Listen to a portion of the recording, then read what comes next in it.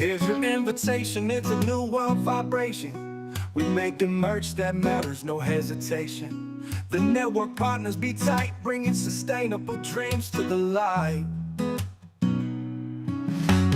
Promo peeps, apparel geeks, print freaks, raise your voice, take it to the streets. Stitching stories with care, better merch with a little flair. Don't stop us now, take these values higher. This community is lighting the merch fuel fire. Roots run deep beneath our feet, truth and action finally meet. In every stitch, in every thread, we honor the path that lies ahead.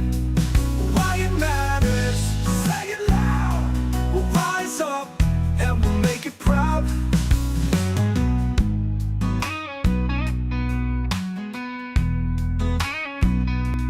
Here's your invitation, it's a new world vibration. We making merch that matters, no hesitation. The network partners be tight, bringing sustainable dreams to the light.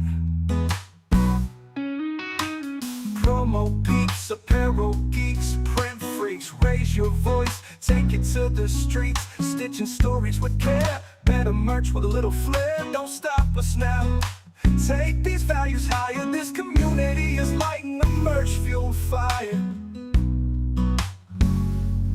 Roots run deep beneath our feet, truth and action finally meet. In every stitch, in every thread, we honor the path that lies ahead. Why it matters, say it loud. We'll rise up and we'll make it proud.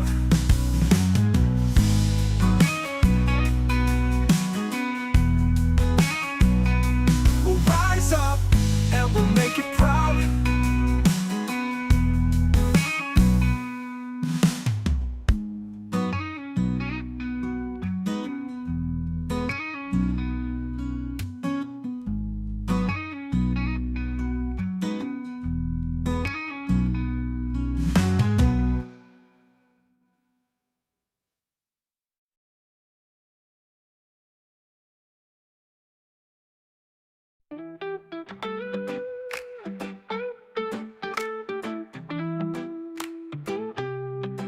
Promo dreams with a sunny vibe. Print and apparel make the world alive. We're building bridges wide and strong, a branded network where we all belong. We got to make merch better, united we'll rise, we'll thrive together. You can't stop us now, we're just getting started. Bold in purpose, open-hearted.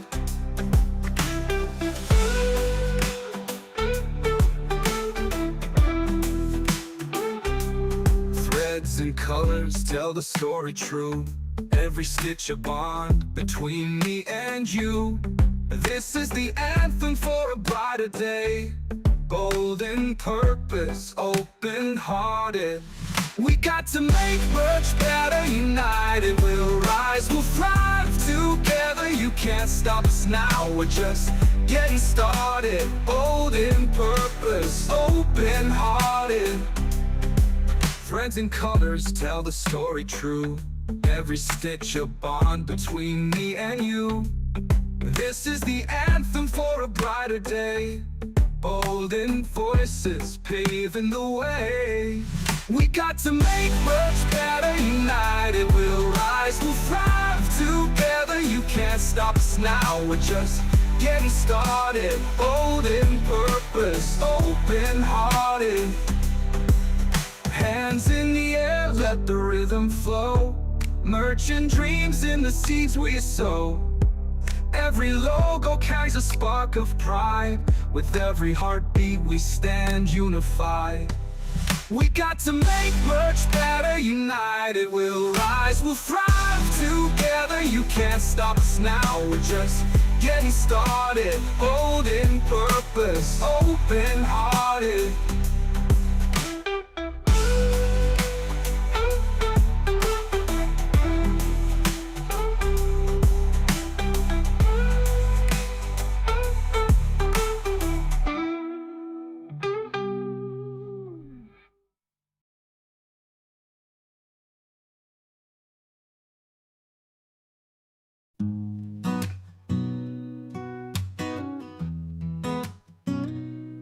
Here's your invitation, it's a new world vibration. We make the merch that matters, no hesitation. The network partners be tight, bringing sustainable dreams to the light. Promo peeps, apparel geeks, print freaks, raise your voice, take it to the streets, stitching stories with care, better merch with a little flair, don't stop us now. Take these values higher, this community is lighting the merch fuel fire. Roots run deep beneath our feet, truth and action finally meet. In every stitch, in every thread, we honor the path that lies ahead. Why it matters, say it loud. We'll rise up and we'll make it proud.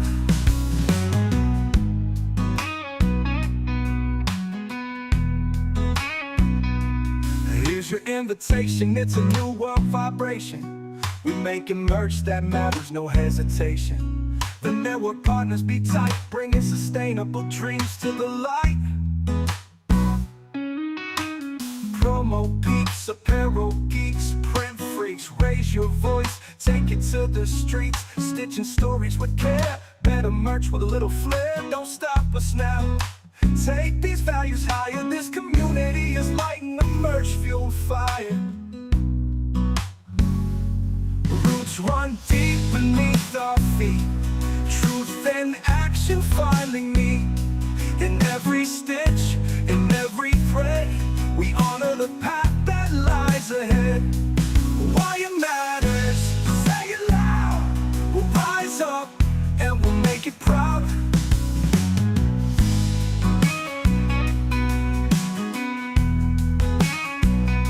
We'll rise up and we'll make it proud.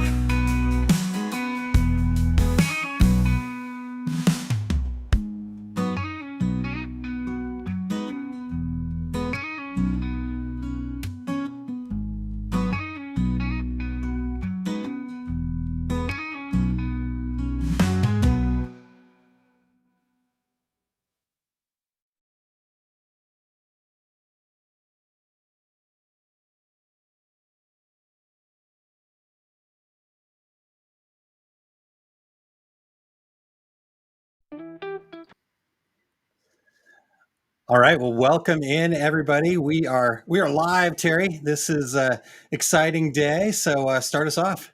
Yeah. It's Monday, June 10th, 2025. I'm Terry Combs, And I'm Aaron Montgomery. and together we host the Two Regular Guys podcast. Yeah, we're excited to be hosting the Why It Matters Live sustainable merch uh, opportunity here today. But for any of you that aren't familiar with our show, we've been podcasting every Friday for about 13 years. In fact, just last week we had our 600th episode. So exciting stuff, Terry. 13 years, crazy, huh? So if you love to talk about garment and product decorating in all its forms, we hope we're going to meet some new friends here today, and maybe you'll be joining us on the Two Regular Guys podcast sometime in the future. You can find us live every Friday at 11 o'clock Eastern Time, wherever you do your podcast listening. Yeah, absolutely. So, Terry, this is not what we're here for today, though. The Two Regular Guys podcast, we're actually sharing our platform with the good folks at Advertising Especially Institute, the Apparelist, and the Brand Merch Network for this special presentation, Why It Matters, Sustainable Merch Summit. So, That's right, Aaron. We've been looking forward to this event for months and months. So, but let's hear more about what everybody's going to see today. Let's bring in the committee: Jay Bassell with Branded Merch Network, Cassie Green with the Apparelist, and Teresa Hagel with Advertising Specialty Institute. yeah, and we got a lot of people in the background, so I had to pull everybody up here. But welcome in, you guys. Thank you so much for being here. What an amazing event that you guys have pulled together. Jay, the three of you guys have really worked your tails off on this, and I know it wouldn't be possible without all the supporters as well. So maybe Jay, you could start us off and just let us know the goals of the summit here, and maybe tell us a little bit about the supporting companies that are helping make this possible. Absolutely. Just making sure you can still hear me. I had to make one small check. Everything's good. First Everything's of good. all, wow, this is the culmination of seriously 6 months worth of work. So if I seem a little bit more jacked up than normal, you can imagine why. How is that possible? I know that's what I say every time, and yet it's somehow I find that number 11 and turn it up. But Yeah. this is fantastic. Welcome. Congrats, by the way. I mean, to the two of you, 13 years, 600 episodes. Wow. And when I first had this idea, I was like, we have to include the two regular guys. I mean, this is the perfect format. So, truth be told, this would not be happening if it weren't for Cassie and for Teresa and the two of you and everyone else behind the scenes and panelists that you're going to see later. We're super excited to share some of these goals today.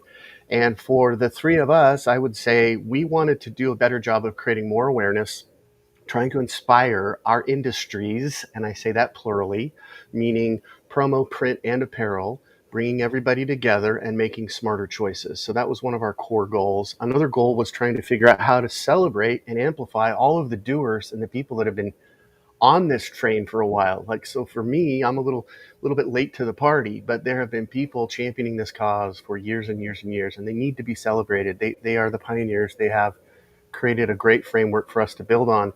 And then also events like this to create real talk and create real change and discuss real progress. And of course, it is about progress, not perfection.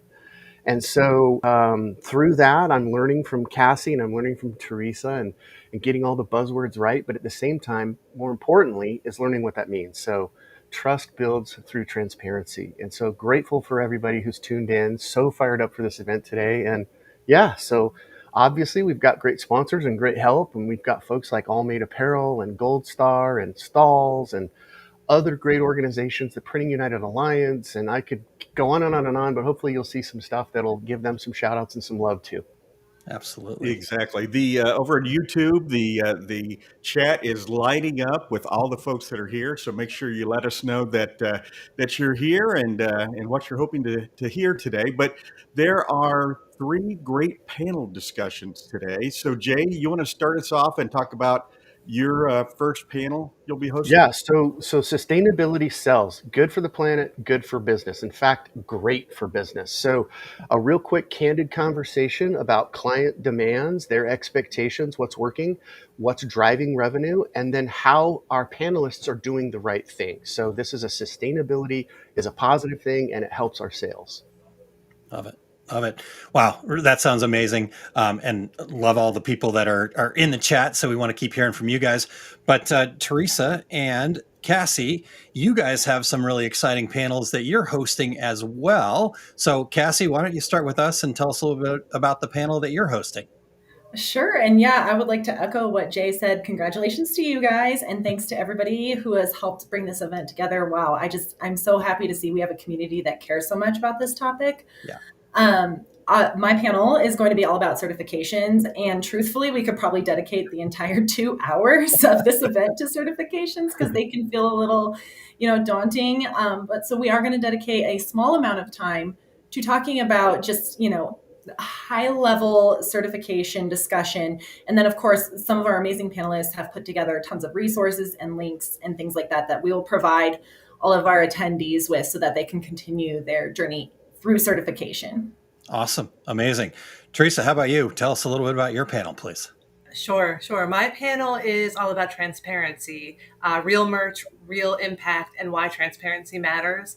I think that there's often kind of an impulse, especially in the promo industry, to kind of keep things close to the vest and not share like where you're getting your items from. But in today's world, that doesn't really work anymore. And to kind of build trust and have a viable business, you need to have that transparency. So we're going to talk about that. I have some great guests lined up for the panel, and I think it's going to be really, really exciting.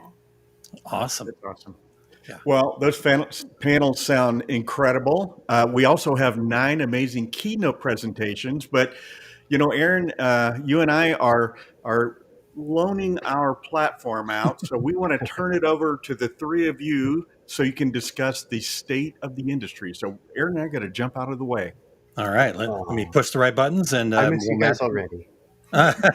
We'll miss you too, but we'll be in the comments. And you just, again, keep those comments coming. We'll kind of keep them on the right side. We may pop some up and as we go. A big part of this, Jay, you're going to talk about, I'm sure, is how much we want to interact and engage with everybody. So, 100%. All right, jumping out of the way here. All right. Well, we'll take just a couple of minutes, and this is a quick-paced, fast-paced event. We're already a couple minutes behind. Who knew?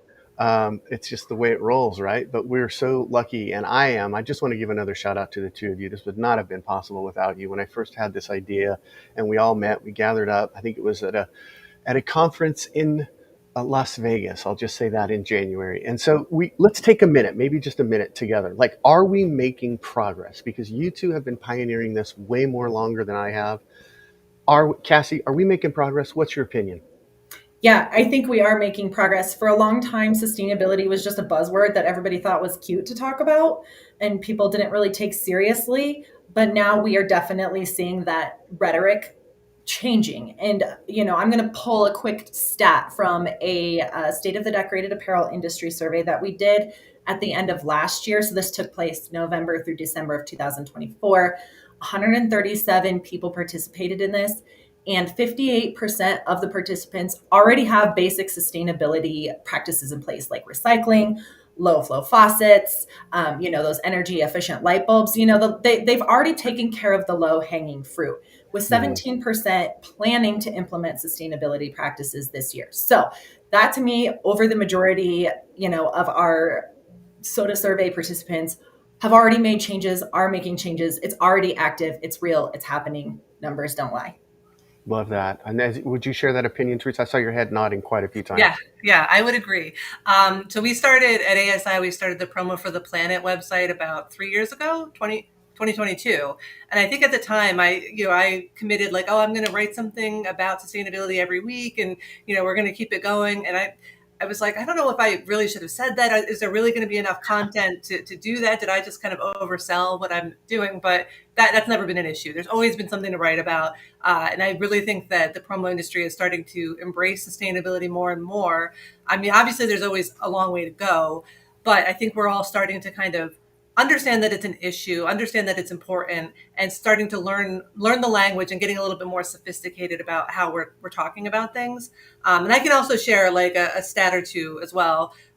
One thing from ASI research, 71% of suppliers say that at least some of their clients have asked about sustainability certifications, verifications in the past year. So that's a pretty big number. That's big people progress.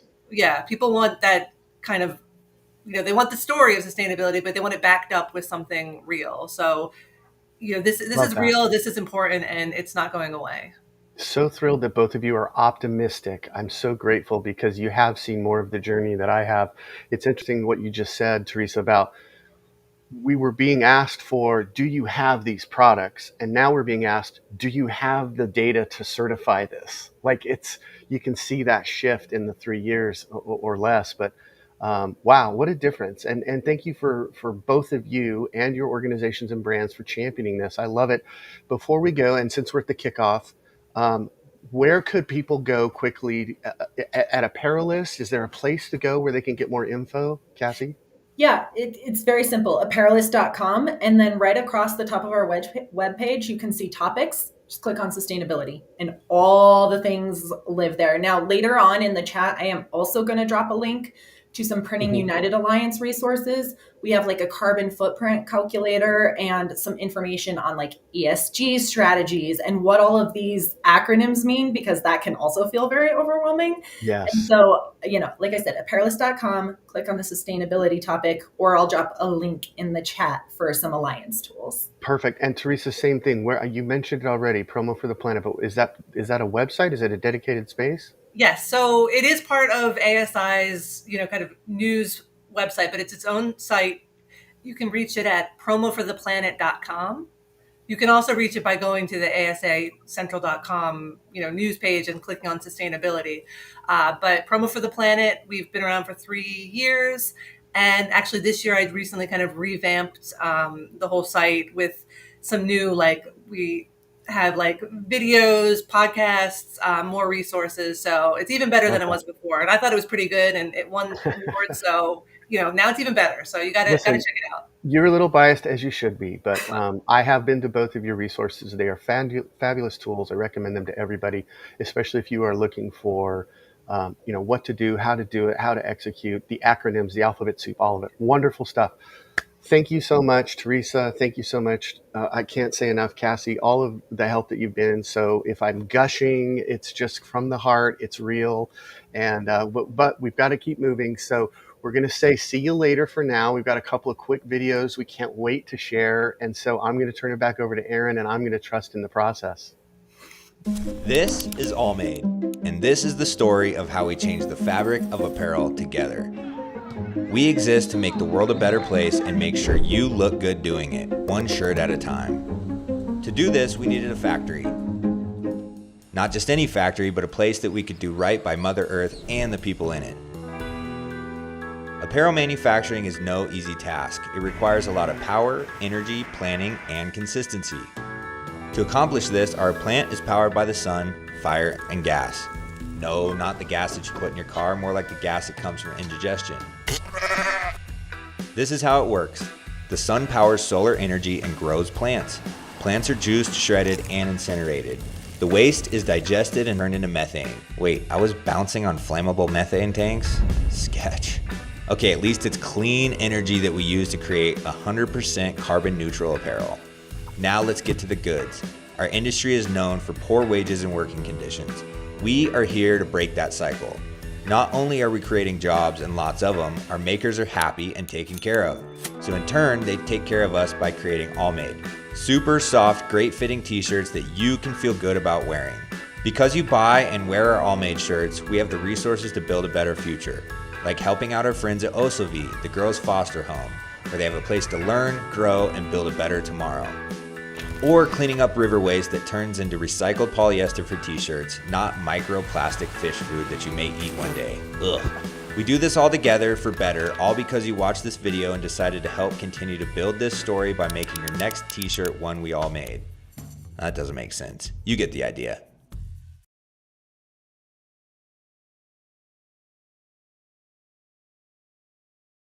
Where do we start? And I also had some discussions in the last 10 years. Is it worth to start? Are we big enough to start? Or maybe we are too big to start something.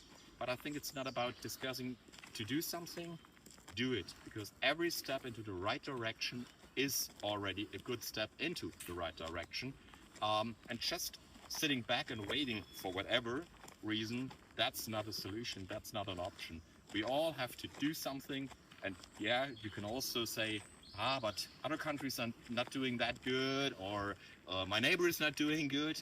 Again, it's not about the other ones. It's about you, what you want to have, what kind of impact do you want to create.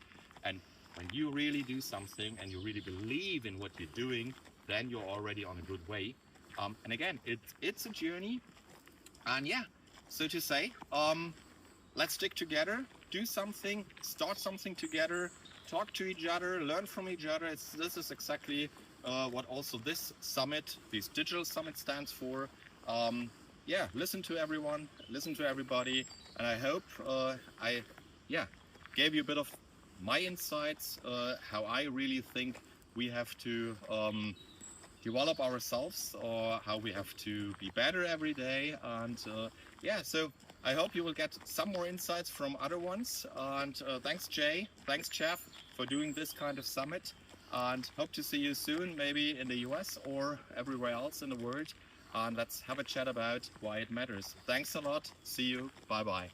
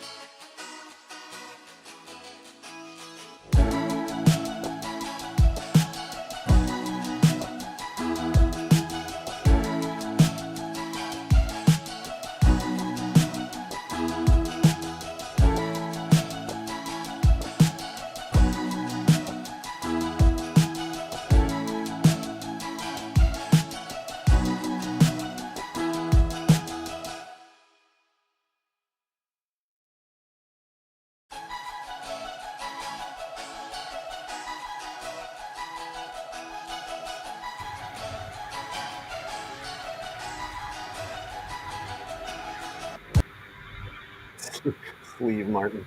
I'm laughing at the at the chat. That was awesome. Okay, listen. This is it. We're here. We prepared. We're all excited. I have amazing guests. I have amazing panelists. Joseph Summer from Whitestone Branding, Melissa Gibson from Let's guess. Is it a supplier perhaps? Lane Seven Apparel. Robert Fivac. I was going to do that. I was going to go distributor, supplier, which is the order in which you guys are listed. But Robert Fivac from Brand Fuel, and of course Julie Schneiderman, also EcoSticks, a supplier. So two suppliers, two distributors. Can't wait to talk about sustainability cells. Good for the planet, great for business. So we're going to go down the line, ask a quick question, give a quick answer, and right out of the top, I want to talk dollars and cents. I want to figure out if you guys can truly tell me or share a specific example where a sustainable product or program actually helped close or win the deal. Joseph, let's start with you. Absolutely. Well, thank you so much, Jay, for having me here, and awesome to see so many friends writing their names in the chat. But sustainability sells. I can speak from experience when saying Whitestone has really woven sustainability into the fabric of our business, and we've seen several of our seven-figure clients require us to take sustainability seriously, and we've done so by reducing our emissions, offsetting our emissions, and weeks after sharing our impact report, actually days after sharing our impact report, a client who stopped working with us because we were not EcoVadis certified came back with a quote request for 1.3 million units of 6 or 7 different products. So it's not necessarily just a sale, but it's winning relationships that we're seeing from many of our large enterprise clients. Powerful point. It's not just about sales, it's about the relationships. Congrats. Love the fact that you guys were able to woo back an amazing brand that wanted to partner with you. That's huge. What a win. Love that story. All right, Melissa, you're a little bit on the other side. You've got all things. You're surrounded by cartons. You're surrounded by cases of apparel. How does this fit for you? How does this help you in terms of you've got sustainable products, some probably more than others. I'll let you tell that story, but you have programs, you have, specific examples. What can you share in terms of dollars and cents? How is this working out for Lane 7? It's been an interesting ride for us, and I think anyone in the apparel manufacturing space, it's kind of acknowledging all the different levels that apparel needs to hit, specifically in sustainability. We've taken it as our ethos from the seed forward to make sure that we're doing everything we can from a sustainability standpoint, so much so that we don't even talk about it as much as we should. But for us and our clients, it's being a reliable resource that we know that we are going to have what they need when they need it in terms of sustainability, and giving them different levels of sustainability to meet their clients' demands. Love that answer. So they're asking you for like certification? Are they asking you for like the evidence, the proof, all of that too? Yeah, it's everything. How sustainable is it? Is it 100% sustainable? Is it, Okay. different measures and hitting different price points, which is definitely what we're going to be getting to here in just a few minutes. Yeah, love that. Robert Fivac, can you share any specific examples, dollars and cents, helping to move the needle, helping to close deals, win relationships, the hearts and minds of your fans? Yes, sir. So, Jay, I'm going to talk a little bit about sustainable mission versus sustainable product, so to speak. Love it. About 3 years ago, we got our B Corp certification, and more and more of the SEO. Can you hear me? Yeah, hear you. Love it. More and more of the SEO that we get, the leads that we get from Google, are based on that B Corp certification. So clients searching for B Corp promo or branded merch, sustainability, et cetera. And as Teresa mentioned in the intro, more and more of our collective clients are asking about sustainability and certifications in the RFPs that we get. And so when I think of how that has impacted our bottom line, it's probably $500,000 to $1.5 million in new business over the last couple of years from clients that sought us out because of our focus on sustainability.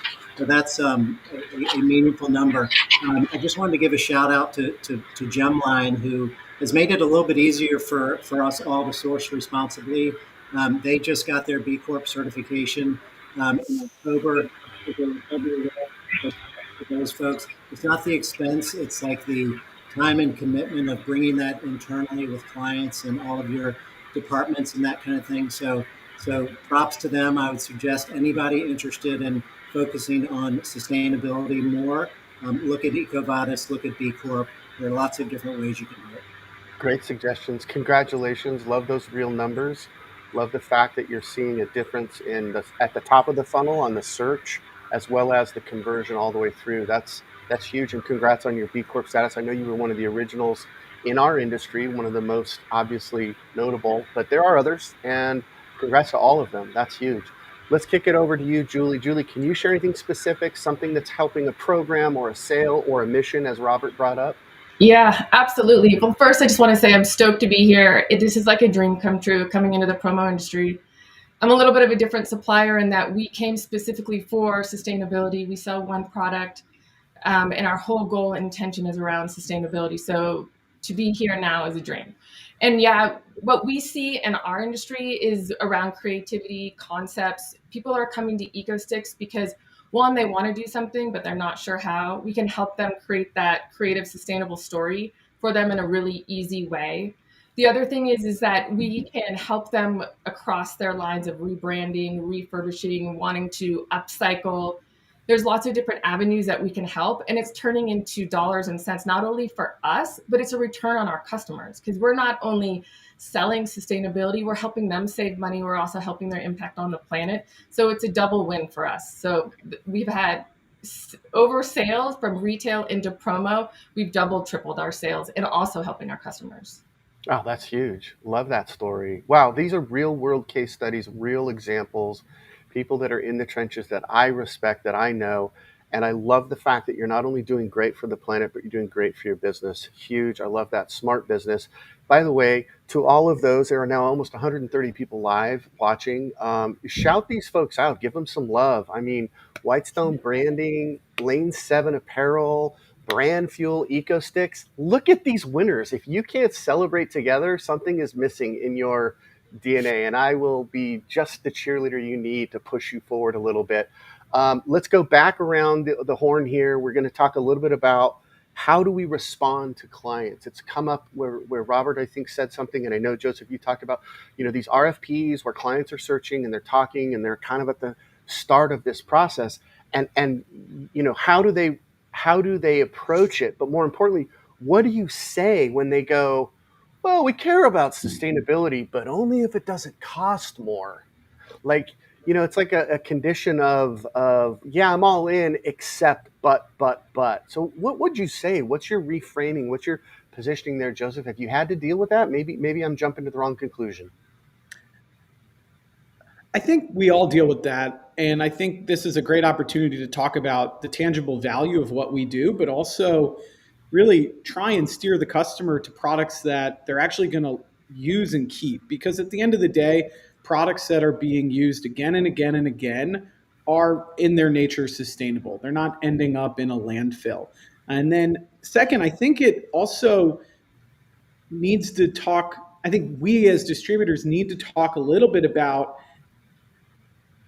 where the products come from just as much as the product itself, because there's so many products that are labeled as eco, but they might be manufactured from places that aren't using safe chemicals or aren't looking after how they manage their carbon. And so I think talking to your customers about certified responsible suppliers is just as important as the product itself. True words. Great perspective. Okay, Melissa, you hear this probably a lot, right? Like, oh, we want to be so much more sustainable, but we can't really afford it, or some version of that. What are you hearing, and how do you deal with it? Yeah, we hear it all the time, especially when you get into apparel. You can have a hoodie that is in the $10 range, and you put the word sustainable on it, and suddenly it's 25. So I think it all really drills down to is, what does sustainable mean to your client, right? And what is it, the attributes that they're looking for? And when they say it doesn't cost more, what is the thing that they're looking for specifically. Is it recycled content? Is it the fabric? Is it how it's manufactured? The dye process? All the things that end up in a sustainable manufacturing method cost more. And understanding and breaking that down, what the pros and cons are for that. And I think meeting your customer where they are and what they need, and maybe adjusting the order volume to achieve what they're looking for, specifically on an apparel side. It's a little different on the hard goods side, I know, but that's definitely what we're seeing from an apparel standpoint.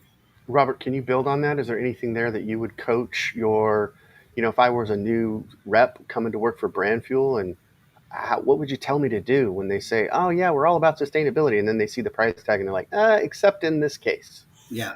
I think number one, I would tell the new sales rep that it doesn't always cost more. I mean, from our perspective, a lot of this is about defining what sustainability is. And Joseph hit on this a little bit. I mean, for us, sustainability is something that doesn't get tossed, that actually gets used, that has some utility that people ask for over and over again. And so those types of products in our minds that don't get tossed can be in that same category as sustainable.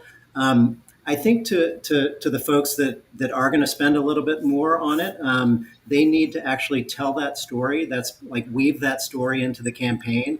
Why did you spend more? Why was it worth it for you to spend more? Like what was the impact of that additional investment? Was it a give back program from one of the suppliers out there? Like what did it bring to the end user? So set that example. It's an opportunity to create brand equity if sustainability is something that you care about. Brilliant. Love that. You guys are really good at this, by the way. Just want to give you some love right there. Julie, what about you? What do you think? What are we going to say to these clients? Yeah, just a quick add-on. We actually kind of flip the narrative. We actually think sustainability costs less, kind of restating what folks already said. Brand only what you need, then your budget. You could buy products within your budget. Rebrand. We use our sticker patches to rebrand outdated merch. That's a cost savings to our customers and is still sustainable. Not only a sustainable product, but also upcycling. We also, think about shipping. Shipping is one of the most environmental impacts on the promo industry. So we think about products that are lightweight and using our eco sticks to customize products that already exist. So then again, we are continuing that collaboration around sustainability. So in the end, we really tell our customers that it's actually less expensive to be sustainable, and it's better for the environment, and it's better for everyone all around. You brought up a key word, Julie. I love that, collaboration. And that leads me into this next question. Let's be quick with our answers. That's me just looking at the clock. Don't panic. That's me. But Joseph, collaboration, what does that really look like? Give me something there. Suppliers talk about it. Distributors talk about it. What does it look like to you? Collaboration for us has been communicating internally and externally. So we've had webinars with leading suppliers in the sustainability, talking to our customers, educating our customers on what they're doing at their factories and how they are creating products that are actually eco-friendly. Shout out to St. Regis and Sanmar and Gemline. There are so many suppliers that are leading the way in this, and getting them to help you host customer webinars, I think, is a great way to collaborate internally and externally. Great suggestion. Melissa, what would you add?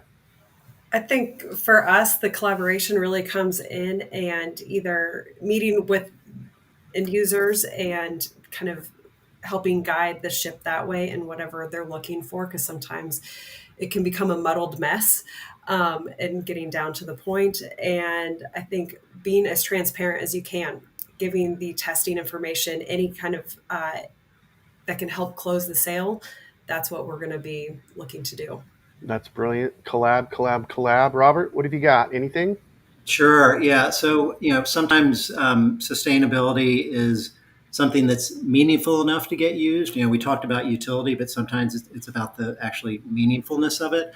I'm going to give a quick example of a collaboration between one of our clients, American Cancer Society, and Sanmar, who, as Joseph mentioned, has its own phenomenal sustainability initiatives. But we went to Sanmar a year or so ago when maybe 2 years ago, when we brought on American Cancer Society. Their expectation of us was to do more than just to be their distributor of branded merch. They wanted us to help them raise funds and raise awareness. we went to Jeremy at Sanmar and talked to him about this idea of bringing a new SKU into their line that would employ the 120,000 salespeople in our collective industry to get an ACS branded backpack out there to the world, where Sanmar would design and develop this and give $5 back for every backpack that was sold.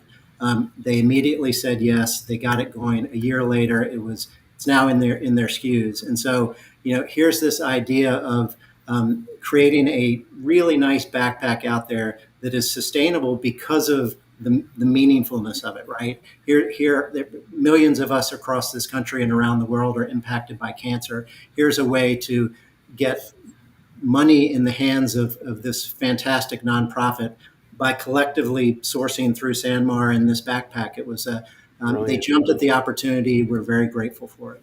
That's such a great collab. Wow. I have forgotten that. I'm so glad you brought that up.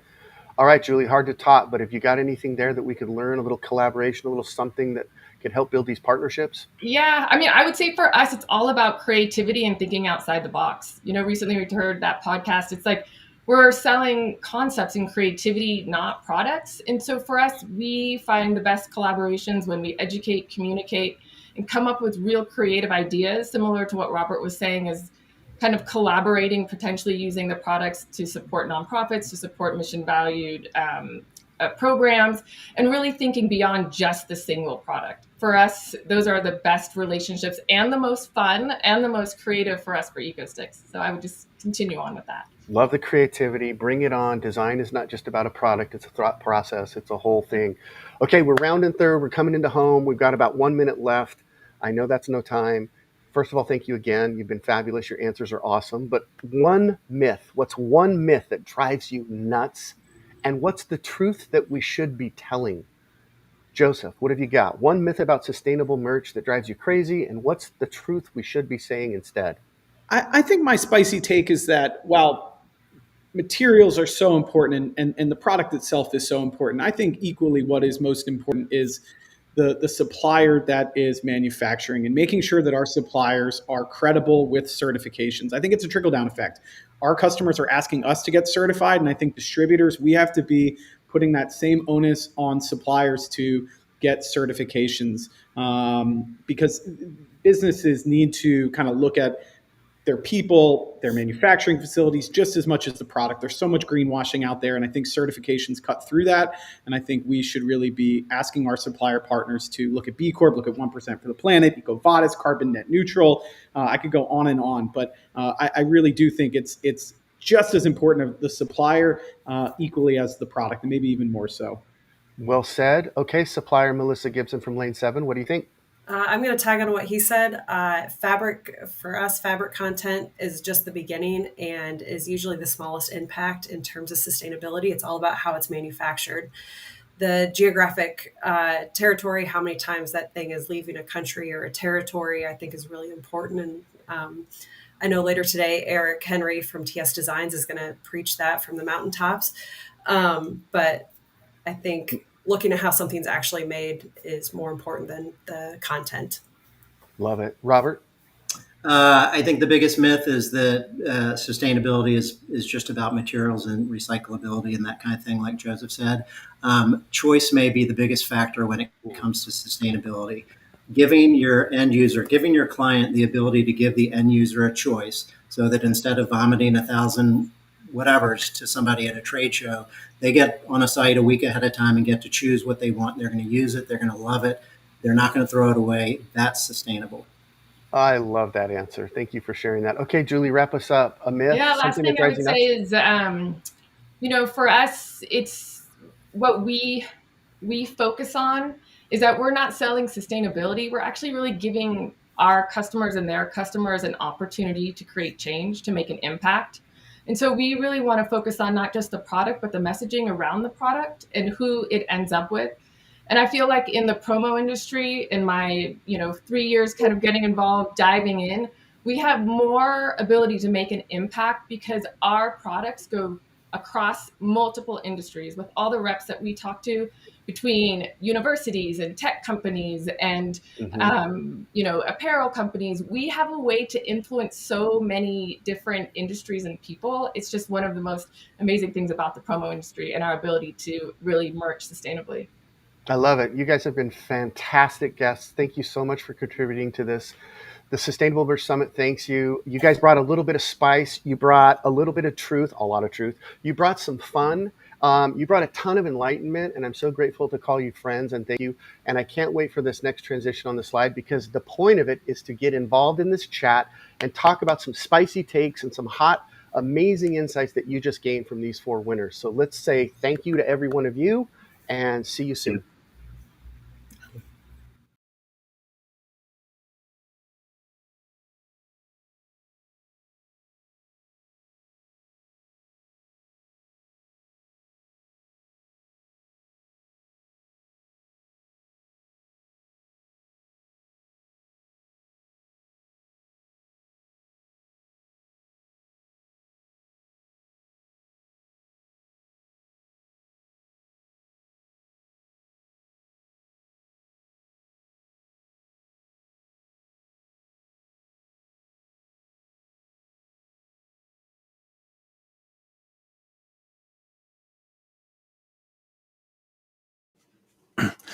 All right, Terry. Well, that was amazing and incredible. And so we're just trying to keep up with all the comments here happening.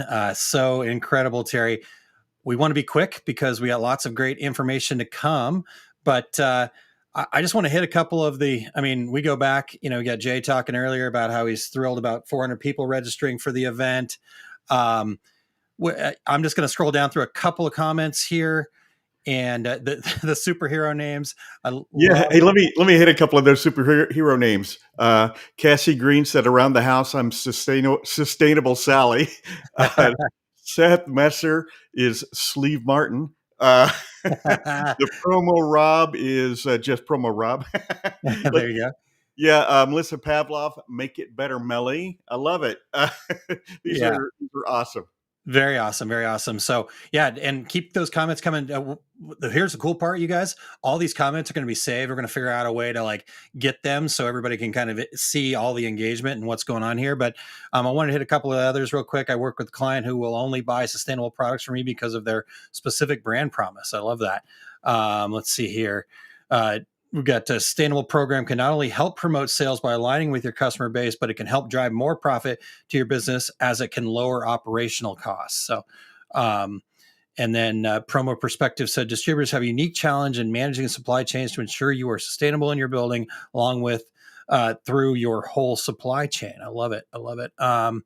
There's so many good things, Terry. We could be here all day just going through that. Let me give 2 more things. Kate Alvarez says, "All my favorite faces and love this event," all caps. Jeff Solomon said, "Love the passion and mission of these sustainability leaders." Yeah. And then Teresa had this comment here, following up on what Julie had said. Make sure I got the right name here. So many things happening. Brand only what you need. Right. That was, that really hit. So, all right, Terry, well, let's get out of the way. We've got another keynote coming here. Let's see if I can hit the right button. And then another panel coming right after that with Cassie on certification. So everything's rocking and rolling. You guys keep happening in the comments there. All right. Stay tuned. Hey guys, Mel and Ryan here with All Made Apparel, and we are so excited to be a part of the Sustainability Merch Summit this year. And really, we're just here to share with you guys that All Made wastes about 150,000 pounds of fabric every single year. What? I thought we were talking about sustainability. I know, oops. All right, so why do we waste 150 pounds of fabric to make 2.5 million shirts? Actually, this shirt, about 12% of it is cut out and then goes on the scrap floor and can't be used. The most sustainable merch that you can make is merch made out of recycled product because it's already been made and you don't have to use water, energy, and manufacturing capacity to make it again. So we're gonna talk about why recycling is important, how it works, and how you can sell more of it. So Ryan, what do you mean when you say 12% of every shirt is wasted? Well, depending if it's a tubular shirt or a side seam shirt, about 8 to 9% of a tubular shirt is cut out and wasted. Because you're not going to actually use that whole roll of fabric or that whole tube of fabric. And actually more is wasted on the side seam shirts. So most of our shirts are side seam, and they waste somewhere between 12 and 15%, just gets cut out and dropped on the floor. And so if you look at our factory in Honduras, we make a week about 4 million tons of fabric goes through that factory. Wow. And so you think about 8-9% of that, that's 35,000, 40,000 pounds of fabric that just gets thrown away. And that, what do you mean by thrown away? Well, you can't use it for anything. So it either gets burned, some factories burn it. We don't burn it in Honduras. You can use it in other recycled bedding, dog beds, things of that nature, insulation. But the best thing to use it for, since it's already been dyed, it's already been knitted, all that stuff, is for fabric. So why does nobody buy our Recycle Blend t-shirts then? I think two things. Part of it's education, kind of like recycled polyester when we started using that. Not a lot of brands used it, and now it's all over the place. A lot of brands use it, which is cool. We're taking a water bottle, recycling it, and we have to use polyester and turning it back into fabric. It's way better to use a shirt that's already been made.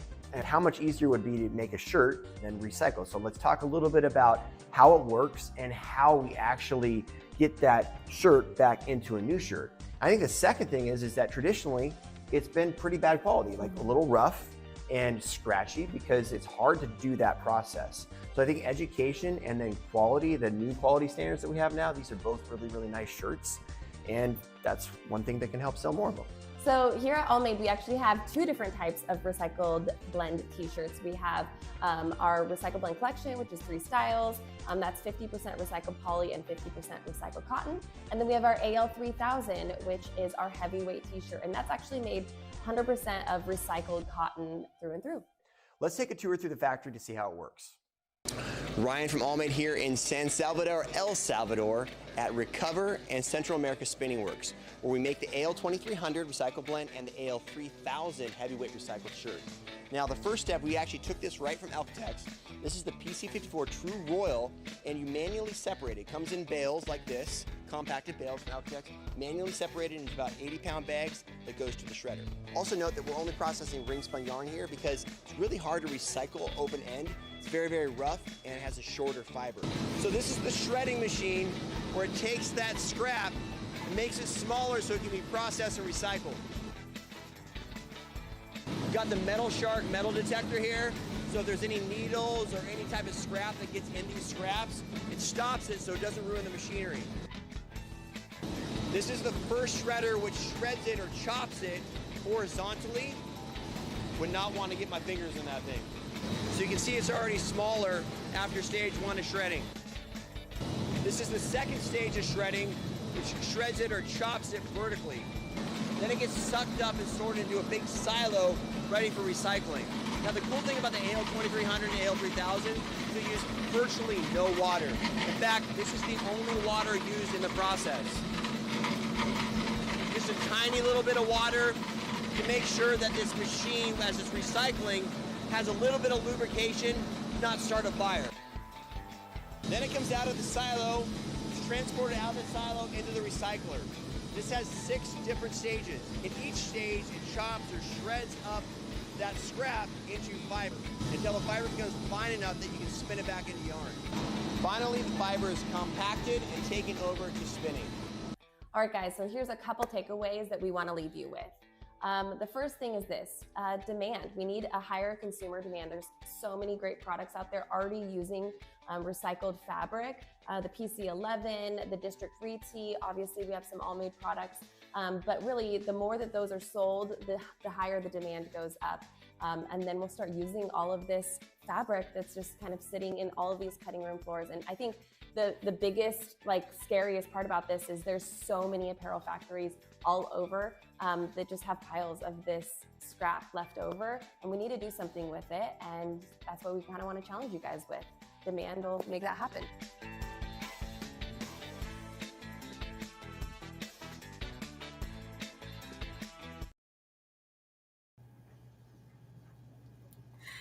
Awesome. Well, yeah, very fun watching the shirt recycling process because, again, there's just so many scraps and so many things we can do with those scraps. So let's think bigger. Let's change our mindset.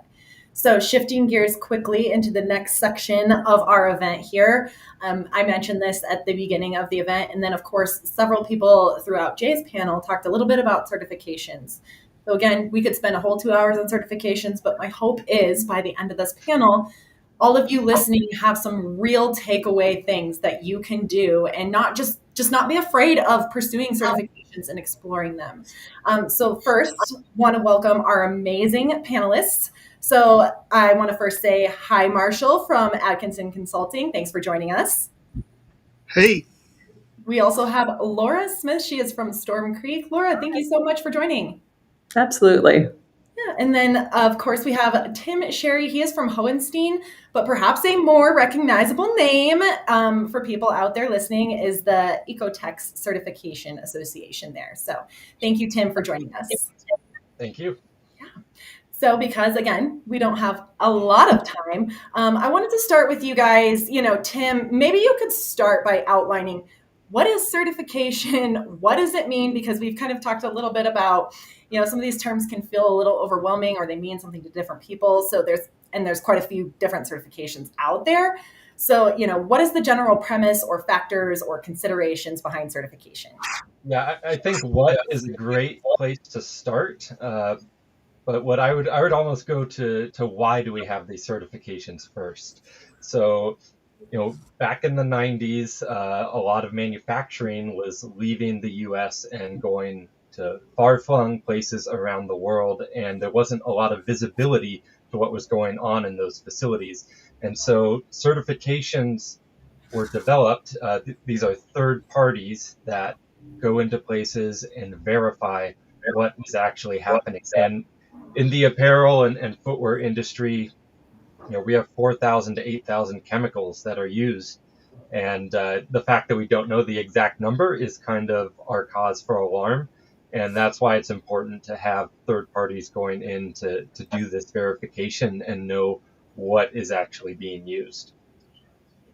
Yeah, absolutely. Wow. I had no idea that number was so big. I mean, we all knew it was big, right? There's a lot of big, not great numbers associated with the apparel and textile industry in particular. So very interesting. And, kind of piggybacking on that, why concept, why does it matter? Which I think is very interesting. And I think we should talk about in depth. Laura, looking at the printing and promo industry specifically, why is achieving a sustainability certification a benefit? So I think, in the promo industry, we're seeing that sustainability certificates are going from a nice to have to a must have. Because when a customer is putting their brand and their logo on a shirt, a bag, or a piece, they're aligning everything with what that product stands for. So they're putting their name onto a product.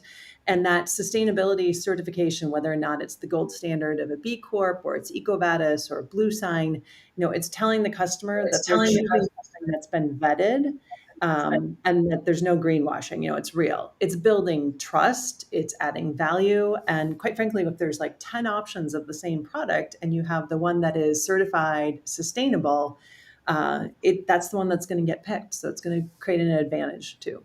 Yeah. I'm wondering, could you expand maybe a little bit on that? You mentioned this, it's becoming like a requirement almost. Mm-hmm. I mean, do you see and have a lot of customers from your perspective and on your side of things asking about this and inquiring for more information? Absolutely. We've seen a definite uptick year over year, and even in the first quarter of this year, of questions coming in of asking for the certifications, asking for that third-party proof that that product is compliant with the changing and ever-changing landscape of regulations. Everyone wants to make sure as a distributor that that supplier is doing the right thing, doing the product, it's certified. And we here have a turnaround of 24 hours. If someone asks for a certificate for a product, we're going to get it back to you within 24 hours because we keep everything available and at the ready to be able to turn it around. So we're not going to hold up any business deal or any closing because we've got that certificate. But we've seen an uptick. I think we had 15 in a week a couple weeks ago. So it's an uptick year over year for sure. Yeah, absolutely. Definitely an uptick. And like everybody has been saying so far throughout the summit, there might have been, whisperings about it, talks about it years ago, but now it's a real thing. People are taking action. In that sense, Marshall, with that, and I started to touch on this, there's been some greenwashing, there are some myths, there's a lot of maybe misconceptions out there about, sustainability and in particular certifications. So kind of want to start to debunk some of those. We definitely don't have time to debunk all the myths, but, let's start with maybe the myth that a certification is impossible to get. Why is that not necessarily true? Well, first off, I've gotten 2 certifications for jobs that I've run. Both were the SGP Partnership, which is the leading printing sustainable certification that you can get. And one of the great things about that is that they help you, right? So they have a really great thing called the peer-to-peer network, which is basically a cohort of other people who are going through the certification process. And it's kind of like you're taking a class. And these folks teach you how to measure your carbon footprint and lower your VOCs and all the processes and things that you're going to want to do. And like anything, you're going to have to earn it. It's not something they're just going to hand out like a lollipop, right? You have to actually do the work. So what I would recommend if you're looking to wanting to get a sustainability certificate is you start with your why, right? Simon Sinek, start with why. Why do you want to do it? Is it because you want to be in better alignment with your customers? You want to reduce your operational costs? You want to save the planet? Whatever it is, start with that and try to find people, raise your hand and find who can help me with this, because there's tons of assistance out there. You don't have to own and be a lone wolf and have to figure it out on your own. There's lots of folks that can help with that. Printing United, for example, Gary Jones is a really great resource for that. There's a lot of folks out here who know this stuff, and you can reach out to them and you can get the assistance that you want. And you can start building your continuous process, working on your 3 R's, reduce, reuse, recycle. There's a lot of stuff that you can do to get it going. I wish we had more time to explore it, right? I totally get our time constraints, but it's one of these things where if you want to jump into it, reach out to folks like Printing United or me or other people who can help you with this, because there's great resources right at your fingertips. I'd say look at it like a roadmap, not a destination, and just kind of take it step by step, because it's doable no matter what size company you are. Just look at it as a roadmap and enjoy the journey. I really hope everybody pauses for a second to let that sink in, because sometimes another, myth or misconception that we hear a lot is, oh, it's too overwhelming. There's too much coming at me at once. I don't want to change everything at once. You don't have to. It is a journey. You said it very well, Laura. Tim, being on the certification side, are there any big myths or anything that, you see a lot of that you guys, deal with or get asked a lot about? Yeah, that is a great question. And I think Marshall kind of talked a little bit about some of those, but the fact that it's impossible to get, I would say, is the biggest myth. But then the flip side of that coin is that it's just something you buy and you get the certificate. You have to actually earn it. And there's a lot of different types of certifications. So I think really in the journey and the roadmap of going to whatever certification your company chooses, you need to know where you're starting as well. So you need to start measuring.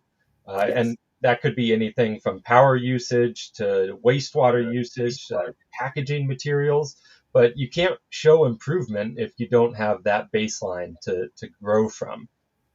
Oh my gosh. You all are the resources. Let me be perfectly clear, people who are listening. These 3 people are great resources to reach out to. One thing, Tim, that you did mention, and I also see here in the comments that attendees are making, is looking for lists of resources. Quite a while ago, Gary Jones of Printing United Alliance helped me put together a great list of resources. I'm going to go find it right after this panel is done, and I'll share the list we put together. because sometimes, yes, you just need a little bit of help. But again, these 3 people are people you can reach out to, but just start. Like I said in that opening, state of the sustainability discussion, is we already have people starting with the low hanging fruit, and certifications don't have to be hard, as all 3 of you have mentioned. We started to talk about this. Laura, I'm going to start with you. Do you have some, overall sustainable tools or even specific certification resources that you love, that you want to recommend to everybody else, or that you use on a regular basis? Sure. One of my favorites is the Beehive, part of B Corp, and B Lab.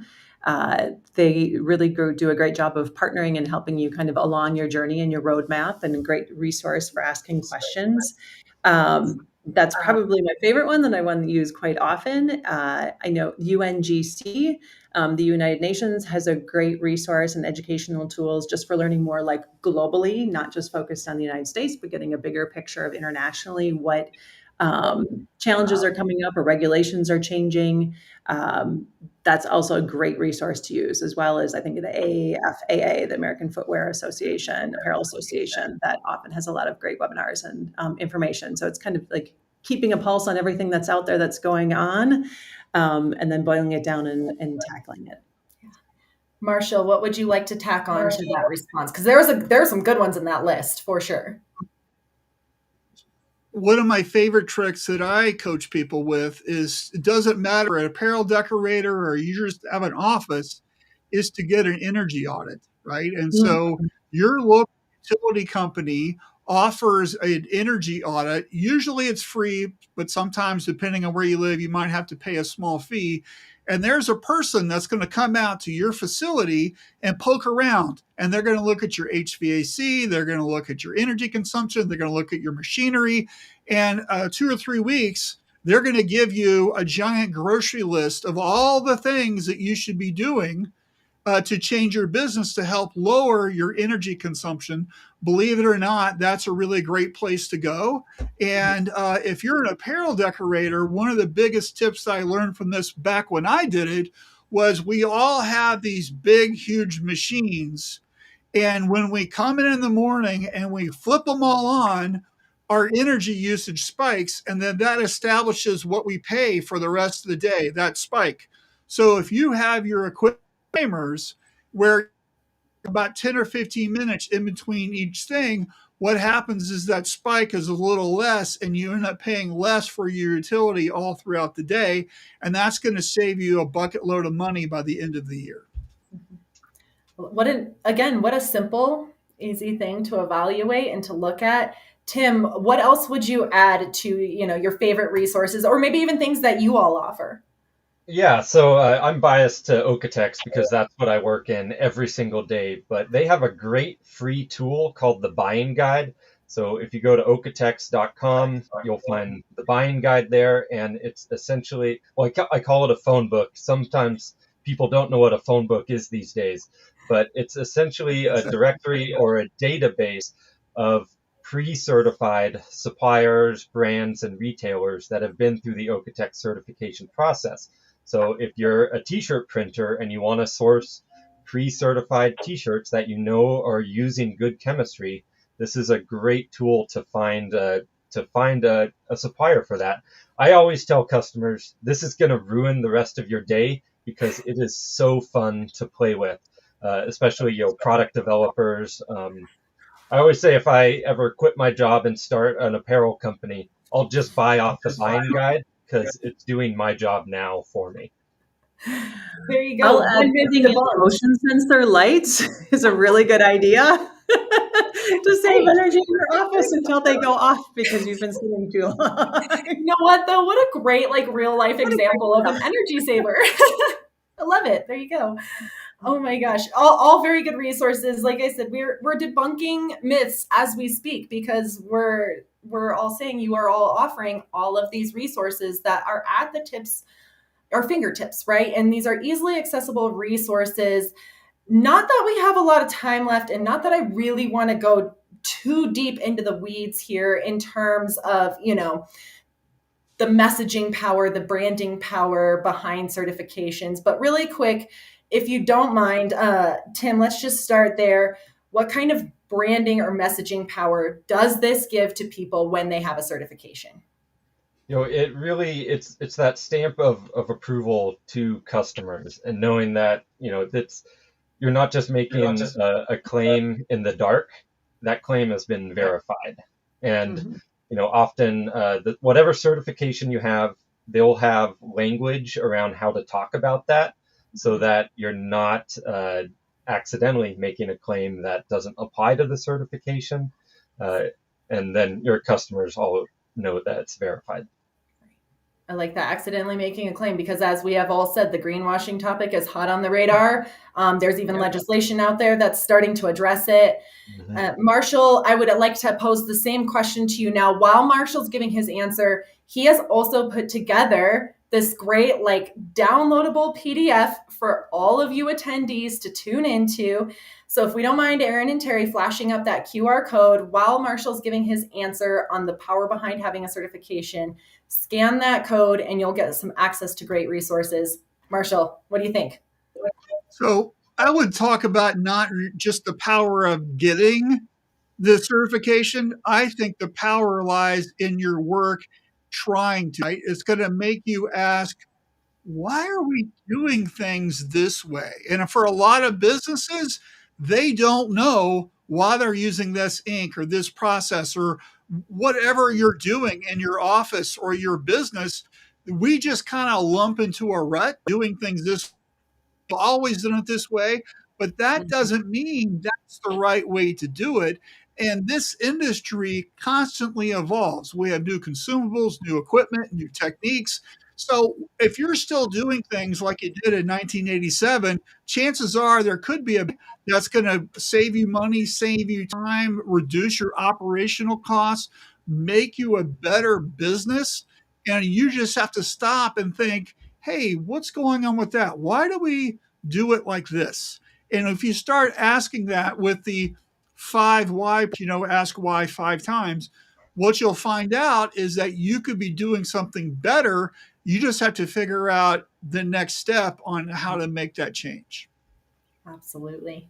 Laura, final thoughts. You get the last word here in the discussion. Ooh, last word. I would say asking why is huge, and education on it. To sales teams, distributors, education is key. We do a sustainability school where I talk to everybody for 45 minutes and go through just some of the basics of sustainability and help kind of understanding what's going on with PFAS, what's going on with EPR, all of those different pieces. So you hit Storm Creek's website, you can sign up for sustainability school. I love doing it. I have one right after this. I get to talk about certifications and sustainability all day, but it really is educating, because the more you're educated on it and the more you're asking why, the more you challenge the assumptions of having always done something a certain way and then doing it a new way and picking it up, because it's not about being perfect. It's about making those small changes and those small steps. Absolutely. Very well put. And just as a reminder to everybody watching, there are plenty more mini keynotes and another session from Teresa coming up where we will go deeper into that education. But for now, thank you all so much for adding your expert insight, for bringing this valuable topic to the forefront of our conversation. Absolutely. Thank you. All right, Terry.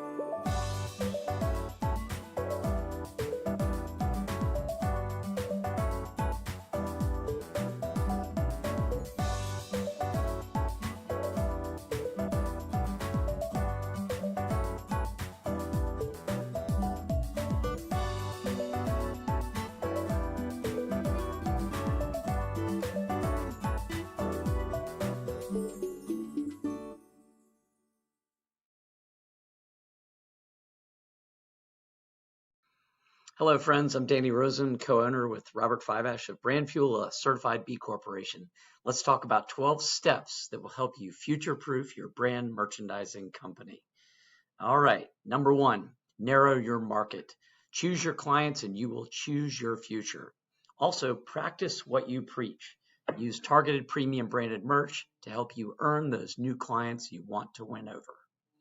Number 2, in a highly commoditized industry where everyone can pretty much get the same stuff for the same price, you've got to decommoditize your business through differentiation. The process of figuring it out should be the most valuable ongoing investment of your team's time. 3, collaborate. My favorite proverb. If you want to go fast, go alone. If you want to go far, go together. And collaboration is a mindset. Build a big, inclusive, and diverse network that even embraces competitors. Possibility explodes when we stop trying to do everything on our own. Get a handle on what sustainability means to your company and quadruple down. Maybe it's renewable materials, avoiding single-use plastics, ethical sourcing, or just selling branded gear that people love and use in a quality over quantity fashion.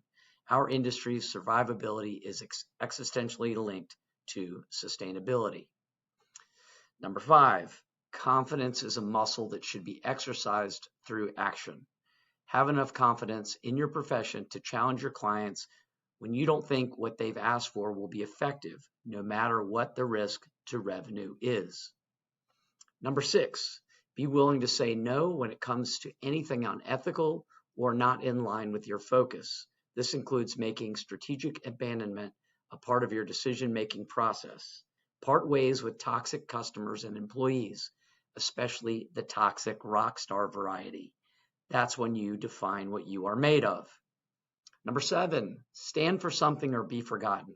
Whether it's human rights, economic inequality, literacy, or climate action, bake what you stand for into your business through supporting nonprofits and bring your employees and clients along for the values-based journey. Number 8, we get a big fat red Sharpie F when we don't understand our clients' businesses, their challenges, and their needs. So do your homework, gain intel and a deep understanding of their businesses through a discovery process, and then solve their problems with thoughtful, on-brand, sustainable merch that has them saying wow and referring you. Because remember, the best advertising is word of mouth advertising. Now, doctors and lawyers are required to take continuing education courses. While there's no requirement in our industry to upskill yourself, do it anyway. You've got to stay on top of your professional game. Public service announcement, go to ppai.org to earn your TAS, CAS, MAS, or MAS Plus education certifications. Now, the number 1 client our team at Brandfield gets asked is, what is the coolest new giveaway? You should be able to answer with excitement because you're in tune with trends like retail, fashion, wellness, tech, and sustainability. But P.S., what works always trumps what is new. Now, make it easy and enjoyable to do business with your company because AI is going to deliver a reckoning to our industry in terms of how buyers search for and purchase branded merch in a transactional manner. It's time to triple down on frictionless processes and caring human-to-human relationships. Last, if we don't understand why a company wants to buy branded merch, we will not fulfill our professional responsibility to them. It's so easy to give a client a price for a product they ask for. It's hard and much more important to behave like a curious kid and ask why nonstop until you get the privilege of sharing alternative, better options that will help them with their goals. This is how respect, trust, and results show up. In closing, I'm grateful to everyone's merry misfit merch mate, Jay, for the invite and for your amazing industry of creative humans that are willing to learn, evolve, share, and deliver impacts to its customer. Keep collaborating. You've got this, friends. Thank you very much.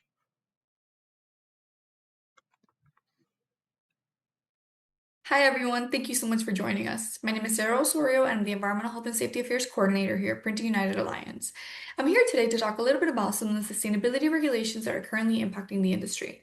I'm going to go ahead and get us started talking about an issue that I think a lot of people here are probably very familiar with, or at least have heard of, and that's PFAS. So what exactly are PFAS? PFAS are a group of over 15,000 chemicals that are used in a variety of products, including makeup, water-resistant clothing, non-stick cookware, and many more. The reason why they're used in so many products is because they're very durable and very resistant, which means they don't break down easily, and that's why they've been dubbed forever chemicals.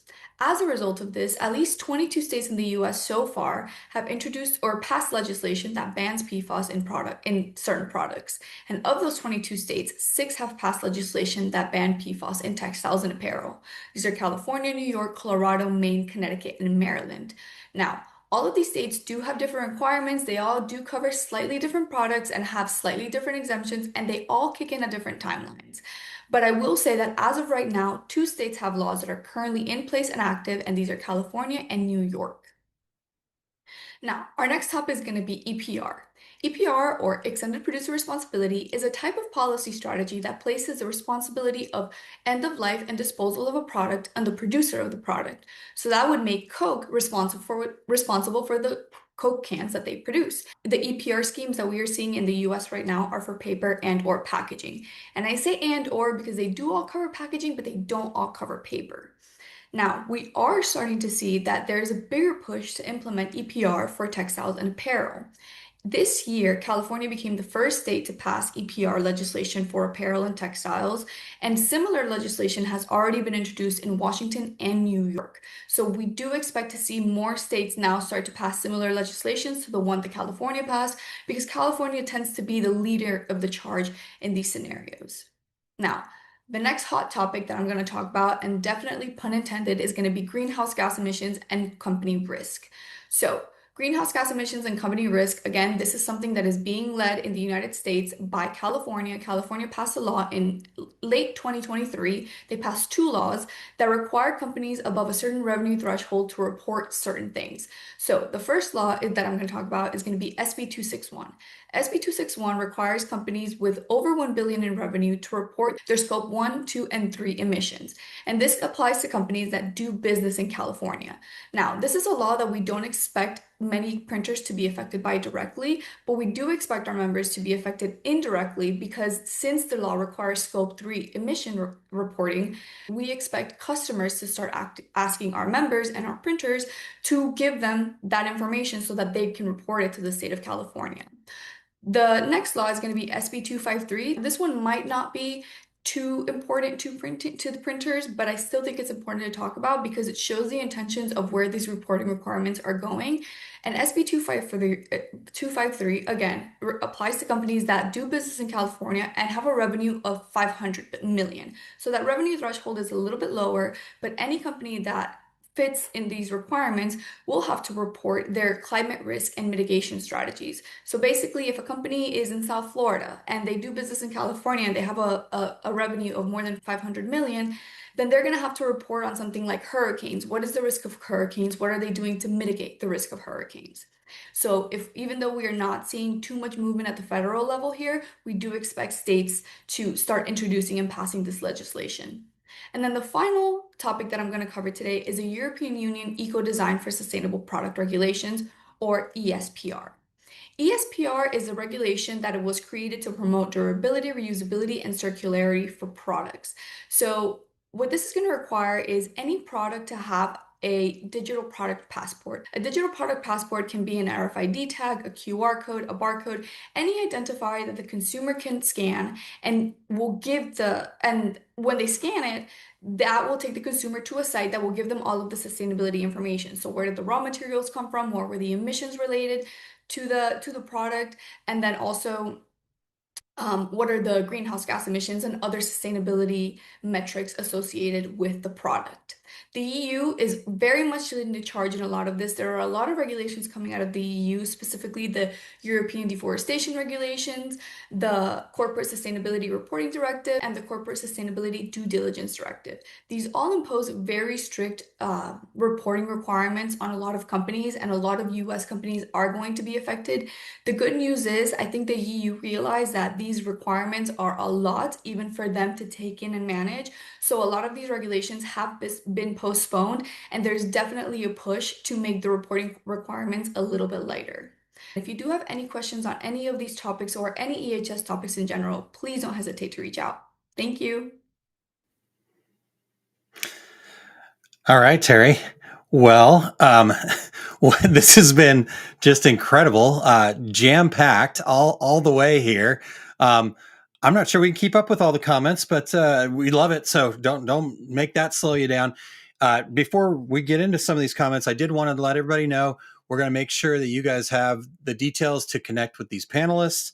We're going to also make sure that we've got a log of all the chat here so we can kind of relive that and dive back into different stuff. But Terry, what stood out to you so far?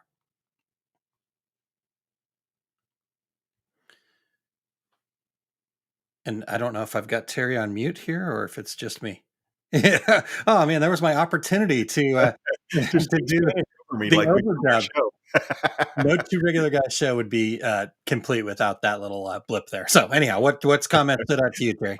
I'm trying to be quiet in between. So anyway, Midjourney Experience said, love seeing the recycling fabric process. Great job, all made. That was super cool. I enjoyed seeing that as well. From Cassie's panel, Teresa Heigl said, Laura's on point. Certifications are going to be a nice to have, or not going to be a nice to have. They're going to be a must have. And one more, Mason Lovick said, yes, Laura, small changes over time make big differences. Did any stand out to you, Aaron? Well, I mean, just all of the stuff Cassie mentioned just a moment ago, loving all the questions about where to find certification companies. I kind of put poor Cassie on the spot and I said, yeah, Cassie will find that for you. So Cassie, I'm not just leaving you out to dry. I'll do my part to help out there. And then Teresa just shared great rundown of sustainability legislation. Elizabethan W said Colorado, Maine, and Minnesota have passed packaging ERP laws too, and Oregon. So yeah, really good stuff there, Terry. All right. And then the Okiotech thing, this wasn't necessarily I loved, yeah, that panel was fantastic. The keynotes have been fantastic, but I love the whole Okiotech part of bringing that into play here. You know, that's a big part of what we're doing over at American Print and Supply, you know, with powders and stuff like that for their apparel decorators out there. There's some sustainability we need to be thinking about there as well. So absolutely. Same at Equipment Zone with all the products from Epson. So yeah, absolutely. Cool. Well, so let's, Aaron, yeah. you think we could try to get back on our time track and jump to the next keynote that's coming from U.S. Cotton Trust? Absolutely, we can do that. Anybody that knows us knows that this is typical, but no, we're doing a great job. So let me get to that right button here, and let's hit that keynote. And we'll talk to everybody again soon. My name is Gary Bell, and after a 25-year career as a senior executive at Gildan, for the last 4 years, I've been doing consulting work focused on traceability of U.S. cotton with global brands and retailers, as well as manufacturers around the world. The reality for all companies involved in this industry and in your industry is that the environment within which we operate is changing rapidly. On a global scale, textiles and apparel have historically been lightly regulated, but we now face new expectations from our customers for more sustainable products and complex regulatory frameworks that we're going to have to comply with. These factors are driving us to integrate traceability tools as a result. While it may seem fairly straightforward what exactly traceability solutions are trying to do, at a high level, they're trying to record an unbroken chain of custody from the original fiber shipment all the way through to the finished garment, capturing at each stage the identity of the companies involved, the manufacturing location used, the materials consumed, and other data related to the overall production process. I'm often asked, why is this being talked about so much now? The first and foremost reason is the import restrictions related to forced labor. Initially introduced into the US market through the Trump administration as withhold and release orders, and then turned into law by the Biden administration under the Uyghur Forced Labor Prevention Act. This basically gives CBP, or Customs and Border Protection Services, the authority to detain shipments of imported products they deem to have some risk of containing materials that were produced under forced labor. Unlike the concept of innocent until proven guilty, this act allows CBP to detain these goods at their discretion, and it's actually up to the importer to be able to prove that no forced labor was used. The second driver of traceability adoption relates to greenwashing. That's the practice where false claims about a product's environmental sustainable characteristics are made to consumers who are deceived into believing that those things are true. Lastly, and in my opinion, one of the most encouraging developments is new laws around financial disclosure related to sustainability. In the past, CSR teams were challenged due to small budgets. But now that CEOs and CFOs are being held accountable to make public commitments, report results, and disclose risks associated with sustainability, we're seeing larger budgets get attributed to these efforts. There are basically three types of traceability solutions. The first level has been around for years, and it really is based on self-declaration of the participants in the supply chain. Think of it as building out a factory list. While that gives you information about the companies involved, it doesn't record any actual transactions and therefore leads to a lot of misinformation. The second level of traceability solution is commonly used by many of the certified sustainable fibers like the GOTS organic fibers and some of the textile exchange fibers. It involves a digital system that captures the identity of the company as well as identity and certification related to the original fiber. What it doesn't do, though, is actually keep any track of inventory levels along the supply chain, and therefore it's susceptible to double counting and misrepresentation of transactions that it's trying to track. The latest version of traceability, as its name shows, is article-level fiber-forward traceability. Individual article transactions are captured in the system, and an inventory ledger system keeps a balance for every one of those inventories. This ensures that double counting cannot occur. And the critical part of these new solutions is that they're leveraging artificial intelligence and robust business algorithms to ensure the most accurate representation of what has occurred physically in these digital systems.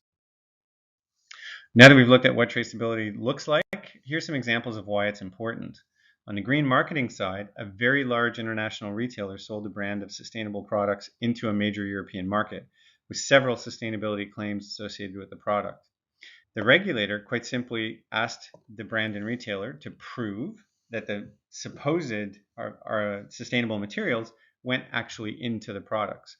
Because there was no traceability solution in place, they were unable to prove that. They had to withdraw the descriptive labels on millions of products in the marketplace, as well as pay close to $1 million fine to the regulators. Now, you may say that I'm in the business in the US, I don't do any importation, this doesn't affect me. You would actually be wrong. So the Federal Trade Commission has existing laws around green marketing, and states like New York and California are looking to pass laws that would require traceability of everything sold. It sounds like this might represent more work and deliver little value. If that's your opinion, I think you're missing the point. Like all good innovative solutions and sustainability solutions, it's best if you get ahead of the curve and seek traceability data from your suppliers now. Build that information into your sales pitch to your customers and make sure your customer feels that you've got their back. Enjoy the rest of the conference, and if you have any questions, please reach out and send me an email.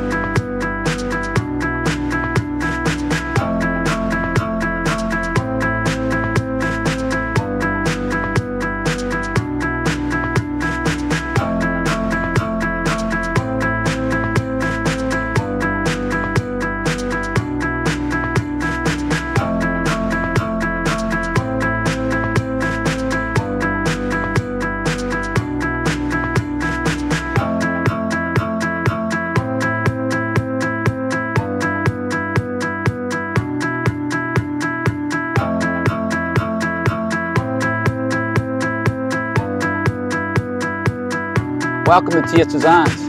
I'm Eric Henry, President of TS Designs. Our company started in 1977 by Tom Sineath, and I later joined with my company in 1978 to form TS Designs Incorporated in 1980. We grew to become a large contract screen printer in Burlington, North Carolina. A great business model until NAFTA, North American Free Trade Agreement, was enacted in January 1 of 1994. And we saw pretty much all the brands we're doing work for go overseas in 2 years. So I had the unfortunate and painful job of laying off over 100 of our 120 employees. TS Designs was an early adopter of what we call the triple bottom line: people, planet, and profit. And that is our guiding star of what we do and run as a business. A little bit more about TS Designs.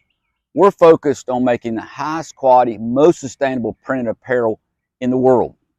And we do that by, first of all, looking at domestic apparel manufacturing, natural fibers, water-based inks. But another thing that's very, very important to us is the transparency of our supply chain. Who made our t-shirt? Today, 97% of our clothes are made overseas. And I know we live in a global economy, and we're not going to put that genie back in the bottle. But what's very frustrating is we as a consumer do not have access to that information or where our clothes are made. And if you go by that country of origin, that is just the last place that product was manufactured. So again, focusing on a triple bottom line of people, planet, and profit. And we continue that journey of creating that highest quality, most sustainable printed apparel.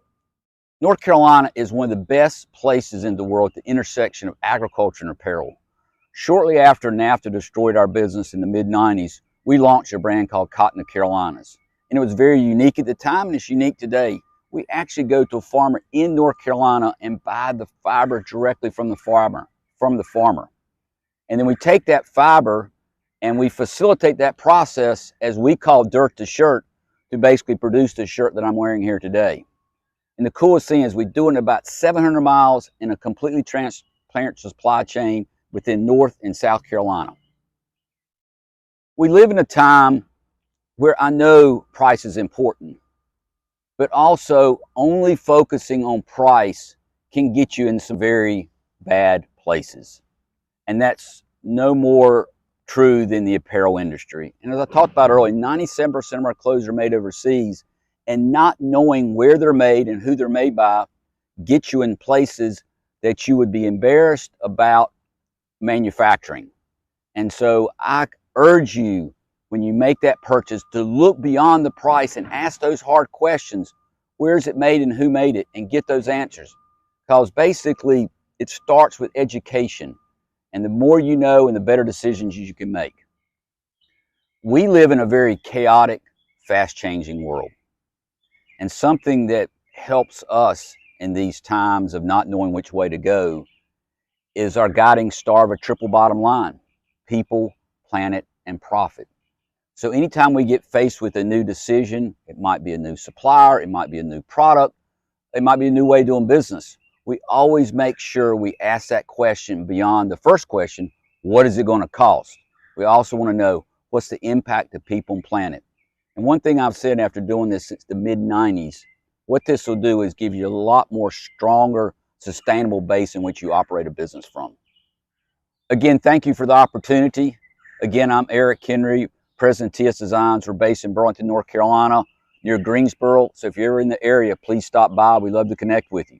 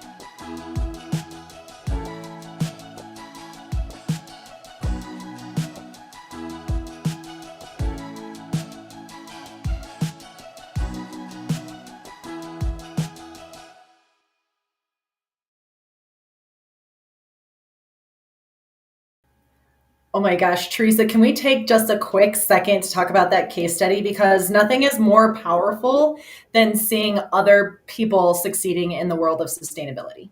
Oh yeah, absolutely. I love because we're writing about some of the sustainable stuff all the time, but it's great to see it actually in action and making kind of a difference. And I loved seeing the ROI for the case study that INM Marketing Group did. It was it actually works. It proves everything that we're saying, that it actually works. I also Right. wanted to jump back into some of the chat that we saw, some of the tea that people spilled. Let's see. I'm looking at my phone, but here's the comment. So, mid-journey experience, we need to collaborate more as an industry. Don't hoard knowledge, share what's working. Very true, for sure. Yep. And then we also have to talk about, this is what Julie L. Johnson said, how to sell less product, how to build business around products that last. Yeah. And what's really standing out to you? I think it's just all the great comments about collaboration. We've seen a lot of comments here that, hey, we need to talk more about collaborating. Jeremy Picker, who's become a dear friend of all of ours. I think that's so important. And then also this comment from Tara Sanders. I certainly think we should celebrate orders that contribute to sustainability, reward good habits so it raises more awareness. Again, nothing's more powerful than collaboration, talking about it, and finding ways that we can propel the industry forward. Well, and that social proof is so important. If you see that other people are doing it, you're going to want to do it too, and that's going to kind of start that whole ripple, and it's going to get people excited. Absolutely. Well, Teresa, I believe that you are up next with a just yet another great panel. So let's get into that. I'll let you take it away. All right. I'm so excited.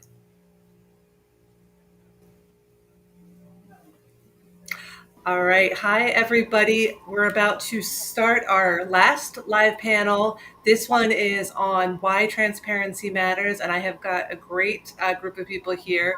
And I'm going to let them each introduce themselves and tell me a little bit, and the audience a little bit about what your relationship to sustainable merch is. So let's start with you, Brianna. Sure. Hi, everybody. I'm Brianna from St. Regis Group, or now known as SRG.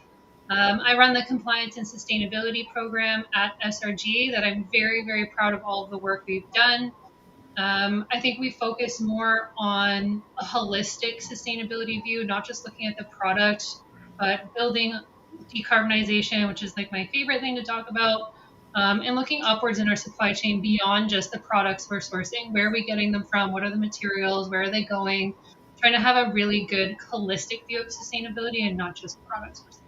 Awesome. And Ben, you are on my Promo for the Planet advisory board, so I know you very well already. I've interviewed you many, many times. But tell everybody who you are and what you're all about when it comes to sustainability.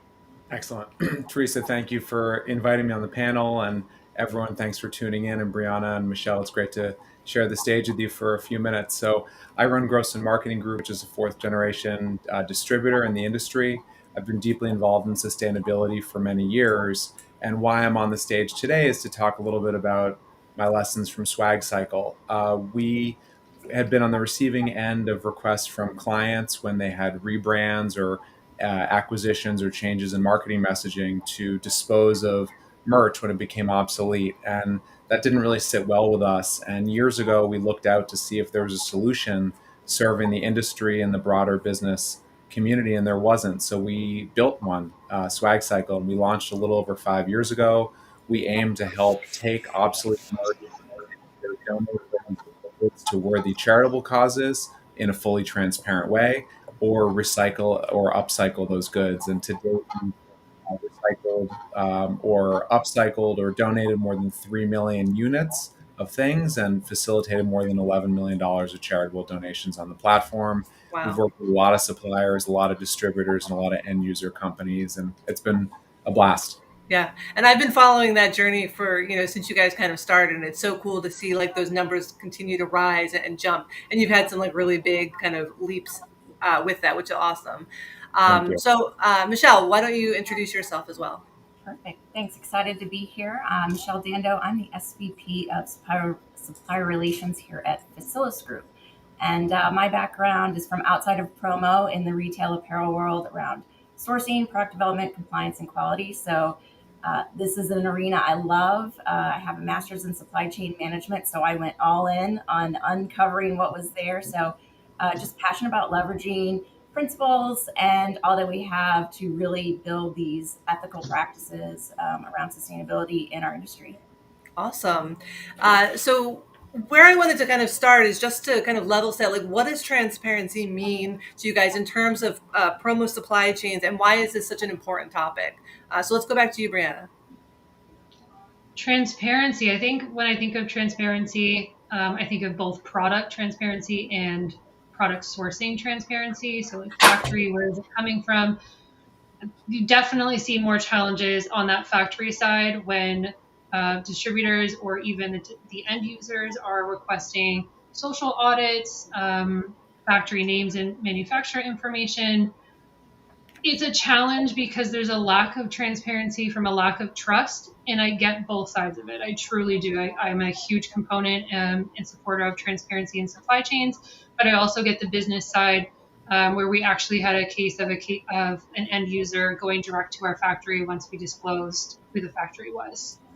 So I totally get both sides. There's a lot of challenges, and I think this industry has a lot of work to do before we can have those transparent supply chains. But so much progress is happening, and it's exciting to see, since I'm still a huge supporter of that transparency in the supply chain side. Yeah, yeah. Ben, how about you? What does transparency mean to you? Well, Brianna just said it. Transparency is the foundation of trust. It means being able to ideally clearly trace a product's journey, where it's made, what it's made of, what happens to when it's no longer needed. That's where swag cycle might come in. In the promo world, sometimes when speed and volume often dominate, that kind of visibility hasn't always been prioritized, but that's really changing fast. And people really want to know what makes things sustainable, according to whom are they sustainable, and really back up your information, as we learned in school. Footnote it, and what's your source. Right. Yeah, sourcing is so important, just in whatever sense you're using the term. Michelle, how do you look at transparency in supply chains? Yeah, echo again what Ben and Brianna are saying, and just it's really key to emphasizing the alignment behind a brand's message and that product and its actual life cycle. Listening to all the other speakers, it's not just about the raw materials, it's about the process, it's about the people, it's about the impact. So I think that's why it's key. And again, as we lean into it more, because it's not just about a product with a logo, it's telling a story, it's giving a message. So just that importance of that open communication through the supply chain can foster trust and accountability. And again, to Brianna's point, there are those instances when that trust is broken. So it's just making sure you're finding those partnerships and really leaning into it. And it's kind of, I think, as all of us on these panels talking, you go in with that transparency and the hope that that trust is built, and then again, identifying the relationships that continue. So sometimes it is hard, but telling that whole story, again, not just about raw materials, but its whole journey. So yeah, and I mean the whole idea of like the trust kind of being broken. I think traditionally promo has been kind of opaque about like sourcing and people wanting to protect that, but that's obviously kind of at odds with transparency. And Brianna, you sort of touched on this already, but like, how do you reconcile those conflicting impulses, and how do you build the trust and the transparency, without people like going to the factory without you? How do you kind of circle that square? I think it's a great question, and one I don't have a solution or an answer for that's perfect, because it is very challenging. When I'm working with other sustainability or compliance people, or people like Ben and Michelle that are very supportive of transparency as well, like, yes, we can share that information and be super confident with each other that we're not going to misuse that information. But when it gets stored into your company's files and folders and information, maybe John Doe, CEO, doesn't care about that trust and reliability of sharing information, and he's going to use that for various purposes and going direct to the factory, which is what the fear is always going to be. So how do we get past that? I don't know. I don't know what the answer is, and I hope that we are able to find an answer. for the sake of promoting transparency, specifically in promo products. Yeah. So Ben, I mean, with Swag Cycle, I know there's you actually do work with other distributors who could be considered your competitors, right? So how do you reconcile that? How do you keep them from worrying about you stealing their clients if you're going to help them with end of life stuff? Trust. I mean, you're only as good as your reputation. It is a very small industry. We make promises, we keep those promises. If a distributor, if we're working in the background with a distributor, we make it very clear to them. If they want us to be kind of a supplier side and not touch their client, that's great. If they want us to be engaged and involved on the front lines, that's also fine too.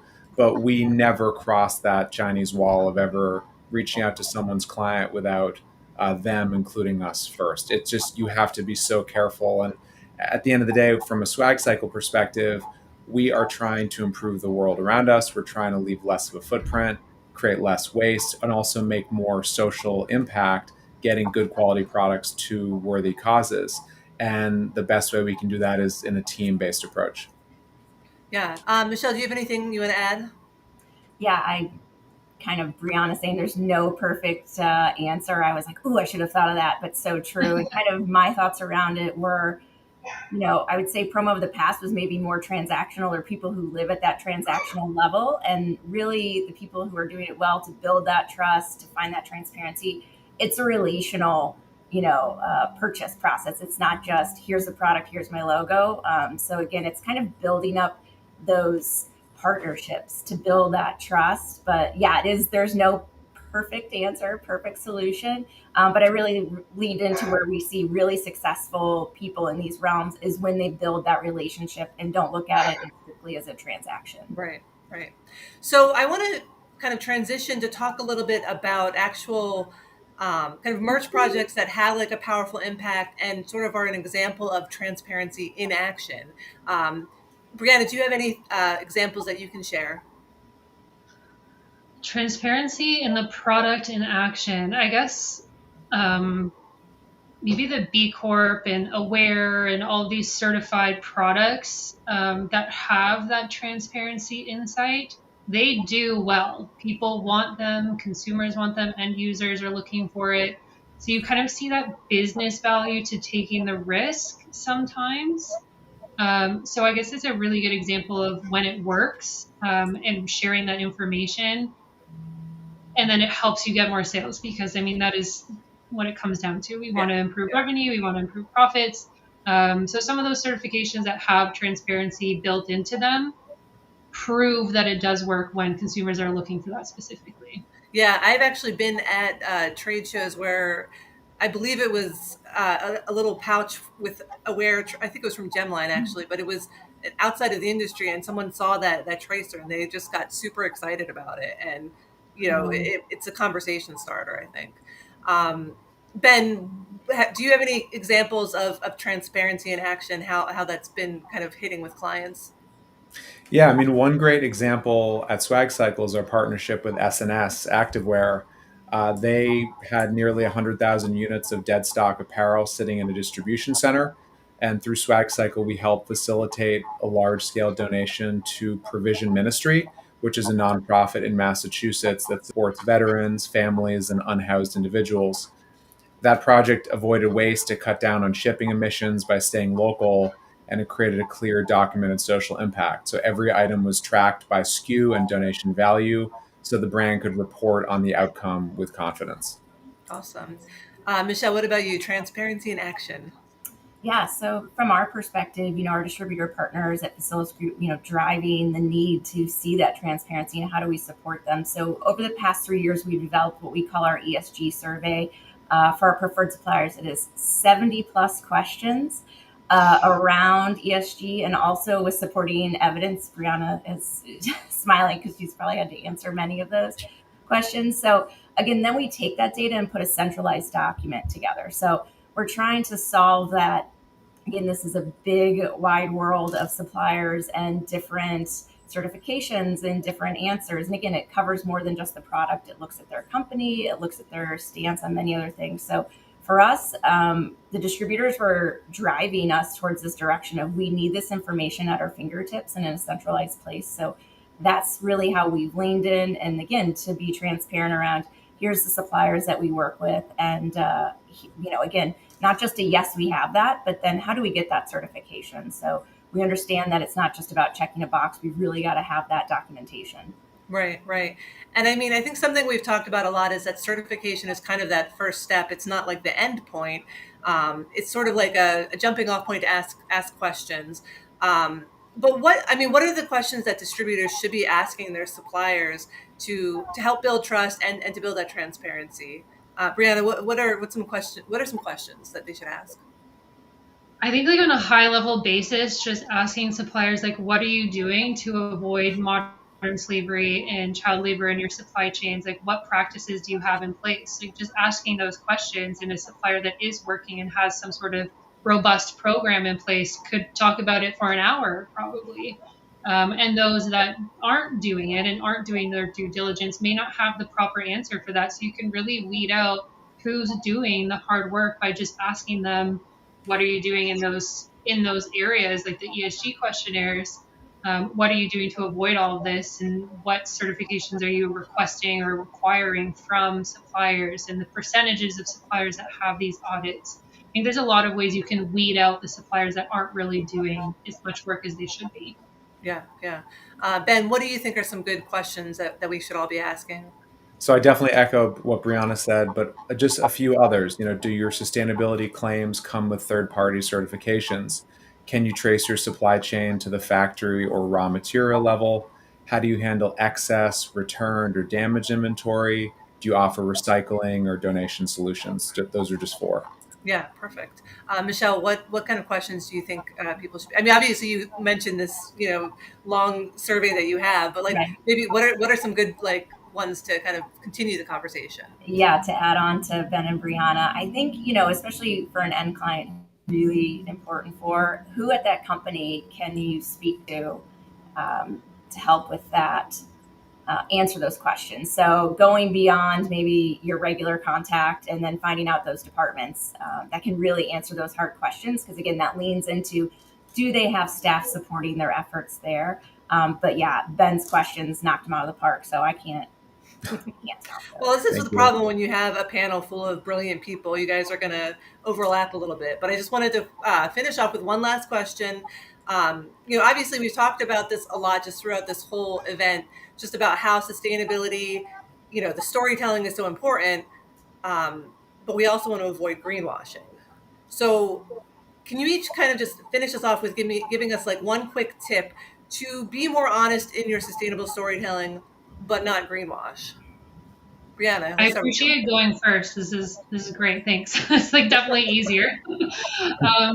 I would say substantiating claims, like substantiate everything that you're saying you're doing, your goals, how are you going to get there? If you're going to be carbon neutral or net zero, do you know how you're going to get there? If you're saying something has recycled content, how do you know that? What's the percentage? What certifications do you have to prove that? So substantiate everything. And you can see in Canada, like we have anti-greenwashing regulation in place, and private action will be coming in force actually this month. So there's tons of resources in Canada too. How do you substantiate those claims to avoid greenwashing, since we now have greenwashing regulation? So there's plenty of resources. Being very, very transparent about how you're going to get somewhere is just important as the goal that you're trying to get to. Road mapping your metrics and all of your kind of impact reporting and everything, making sure you have the data to substantiate the claims that you're making. Yeah, yeah. Ben, do you have anything to add about avoiding greenwashing and telling the story? I mean, other than substantiating, I think that you need to start with this mindset: progress, not perfection. Clients don't expect you to have it all figured out, but they do expect you to be transparent and have good intentions. And so just be honest about where you are on the journey, because transparency about your progress earns more trust than just pretending to be fully sustainable and having it all figured out. None of us have it all figured out. Right. It's just good to report on where you stand and tell the truth. Yeah. People want that authenticity too, I think. Yeah. And that's so important. Even if it's not perfect yet, they want to know that you're actually trying and you are who you say you are and you're not just, I don't know, like an AI machine. Michelle, let's wrap it up with you. What is a final thought from you? Yeah, so I was kind of pulling a phrase that I use in my professional, personal life here. We go with clear is kind, unclear is unkind. So to me, that means leading with facts in any situation and doing the right thing to drive those results. So, stick to the facts, avoid any fluff to make a great story. The facts of sustainability make a fantastic story on their own. So just keeps you leading with that clear, factual information, easy to digest and easy to understand. So that would be my advice on top of Ben and Brianna, which going last is kind of nice because they check mark, make sure you're keeping me on track. Yeah. So sorry, Ben, for making you in the middle, but I think everybody had great answers. This was a great panel. Thank you guys so much. And now we're going to go to another keynote from Gold Star. Thank you. Thanks, guys.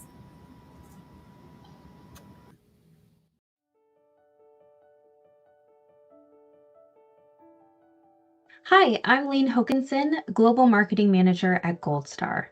I'm excited to help kick off the Why It Matters Live Sustainable Merch Summit hosted by Brand Merch. The summit is really more than about just sustainability. It's about challenging our industry to rethink what better branded merch really means. And that is a conversation that Gold Star is really proud to be a part of. We are seeing a real shift in the promotional product space. End users are more informed and more intentional. It's no longer just about the product and the price. They are asking questions like, what is this made out of? Where did it come from? And what does it say about my brand? As an industry, we're rising to meet that moment. Sustainability isn't a bonus, it's becoming the baseline. The brands that will thrive in the future are those that can offer accountability, transparency, and value in one seamless package. In short, the truth that we've always known within our industry is that products need a story, and now more than ever, one that's rooted in responsibility, sustainability, and impact. At Gold Star, we are working hard to meet that moment in real ways. This is an initiative and a movement that we are simply committed to in all aspects of our business, and we're working to be a leader within that sustainability space. We've introduced our Made Better collection with products that are made from FSC certified materials, recycled content like rPET and recycled stainless steel, as well as other responsibly sourced components. We're eliminating problematic plastics from our packaging and embedding digital product passports in every recycled bag so customers know the full story behind what they're buying. Our Simply Global service, which just launched in June, lets North American customers order for European needs and vice versa using a single PO, domestic production, and helps to reduce shipping emissions and simplify logistics. We've also set some really bold goals for our organization. Net zero emissions by 2040, 95% FSC certified sourcing by the end of 2025, increasing post-consumer recycled content to 35% by 2026, and continuing to expand our Made Better collection. But the most inspiring thing is not just about what Gold Star is doing, it's about seeing how many people and partners want to be a part of the solution. From factory teams to sales reps to customers, there's a collective energy around doing better. It's not always simple, it's not always easy, but it's always worth it. That's why events like this matter. Because when we bring together passionate voices, share what's working, and talk honestly about what's hard, we move the entire industry forward. We're not just reacting to change, we're helping to shape it. So thank you again to Branded Merch for creating space for this dialogue. Let's keep pushing for better, not just for our brands, but for the people and the planet behind every product. Because in the end, why it matters isn't just a question, it's our call to action.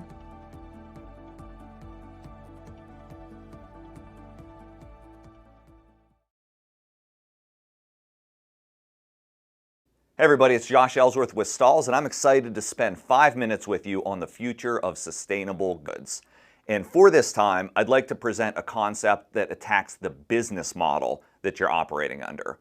And I read a great book. It's called Better, Simpler Strategy. I'd recommend you pick it up. It's by an author, Felix Oberholzer G. And in this book, Felix presents this concept of a value stick. And the value stick is all about creating more margin for your business, which we all want to do. But I want to take this better, simpler strategy and the value stick for your business, and I want to relate it to a simpler, more sustainable strategy. Okay? And so if you look at the value stick in the book, basically it's talking about the customer's willingness to pay, increasing that and decreasing the willingness to sell, basically being able to sell for less or with your sales sources, pay less money to acquire the sell.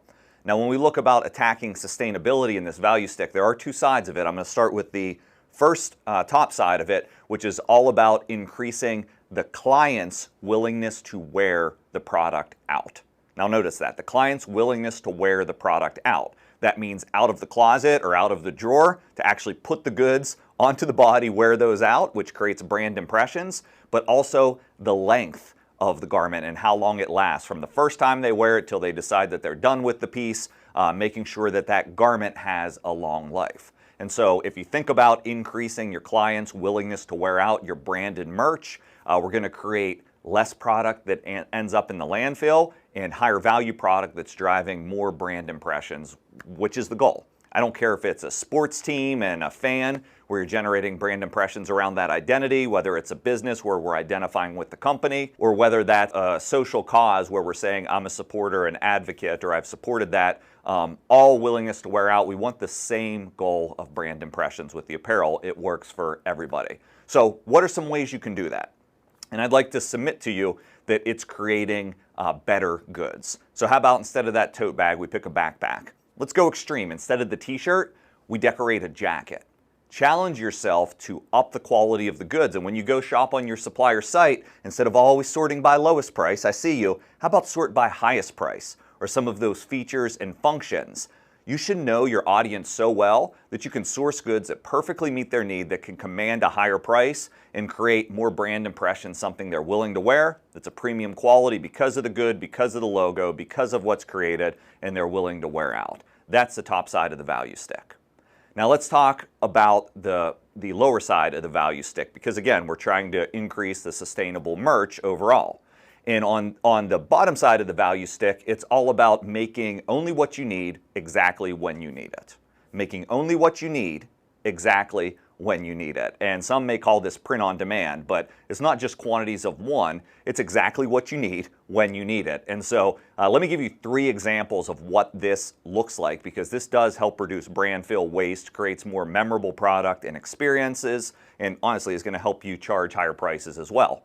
First example, a couple weeks ago, we worked with the Atlanta Braves, so they don't have to predict what players are going to be hot and pre-print the jerseys. They have something I like to call reactionary retail, where they have blank goods, they have components, and they can do personalization or player customization on demand right in the venue or right as the product's ordered on e-commerce. So even the major leagues are doing this. This is a big deal. It creates a better fan experience. It creates that engagement. And we're making only what we need exactly for the fan when we need it, for the player that's hot, or for personalization. That's going to drive better goods as well.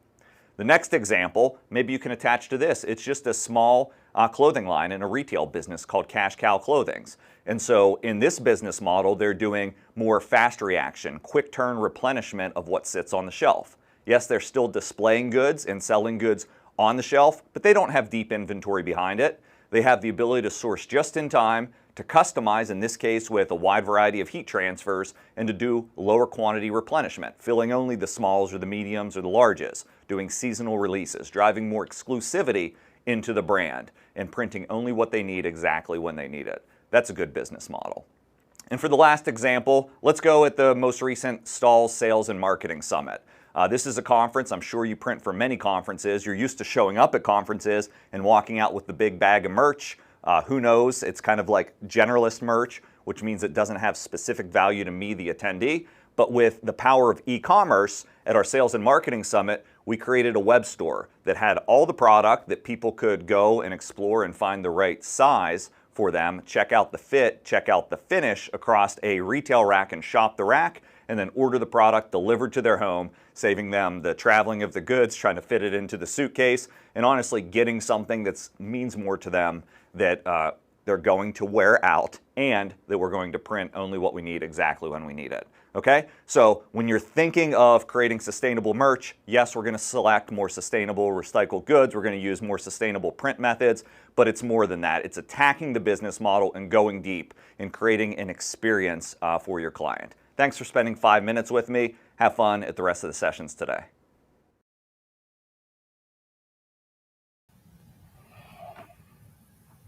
Wow. Yeah. Wow. Did we make it? Did we arrive? Are we here? I guess so.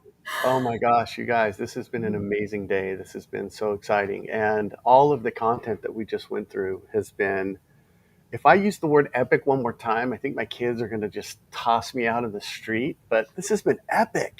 How did Aaron and Terry phrase it? Too many mic drop moments. Nobody has a mic left. I mean, first of all, let's do a quick rundown of all of the fans. Thank you so much for people who attended. If nobody attended, this would have been flat. It would have been fun for us, but it would not have carried. So thank you for everyone that tuned in. I'm not bragging. I'm just giving you the stats. I had no idea what would happen. My original goal, as you both know, was I think we could get 100 people to register for this. I think we could do that. Well, we crossed 400 this morning. So that's a signal. It's not a win for us. It's a signal that this is happening. This is real. It's a movement. Then to see so many people actually show up, so live attendance was huge, and then so many people still here, and all of the comments, all of the chats, all of the knowledge bombs that have been dropping. So, wow! I mean, my heart is full. Even if you were just following the comments, you would have gotten something out of it too. Yes. Not that you shouldn't be listening and watching what we were doing, but great knowledge everywhere. Knowledge everywhere. Both of your panels were amazing. I mean, seriously, I got to tell you, I was a little worried about the technical stuff, about the certification, about the buzzwords and the acronyms and all that. They were so good. Yeah, agreed. And like we said, there's just so much to talk about. And these experts that we brought on in all of our panels are just a wealth of knowledge. It's absolutely a pleasure to be able to work with these people and help get their knowledge out in front of everybody. I think the comments are the greatest testament to that. Yeah, 100%. Well, Yeah, listen, and this was just kind of scratching the surface too. So we could go on way longer. You took the words out of my mouth, Teresa. I was like, we just barely touched on these topics. Like you said, every one of those experts could have done 30 to 45 minutes on just one of those. So, and I think maybe this is the start. Maybe we'll go to that next, or we'll break out, or we'll have something coming down the line. But I'm super excited, thrilled to be here with you and experience this with you. Thank you both. This would not have happened without you two helping kind of steer the bus at times when I disappeared or got busy or got lost.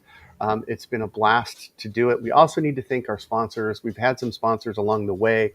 First of all, everyone who submitted a keynote, mini record keynote, whatever we called it, the videos. Those were really helpful. Those were really heartfelt. Some were instructional, like Gary's was instructional. I love Danny Rosen's was very instructional, 12 steps, what you could do. And some were super heartfelt, like I'm trying to think of Eric's from North Carolina. I mean, his was just so like not down home, but just like sincere. Like, it was good stuff. What were some of the favorites? What were some of the highlights from you two? I mean, I always love hearing Eric talk. That's why I always, he's kind of a go-to guy for me. He has so much knowledge and so much passion, and it's awesome. But I actually really like Sarah's talk from Printing United Alliance, because I think she breaks everything down in a very understandable way, and she knows her stuff. So that's great. Cassie, what about you? Any highlights?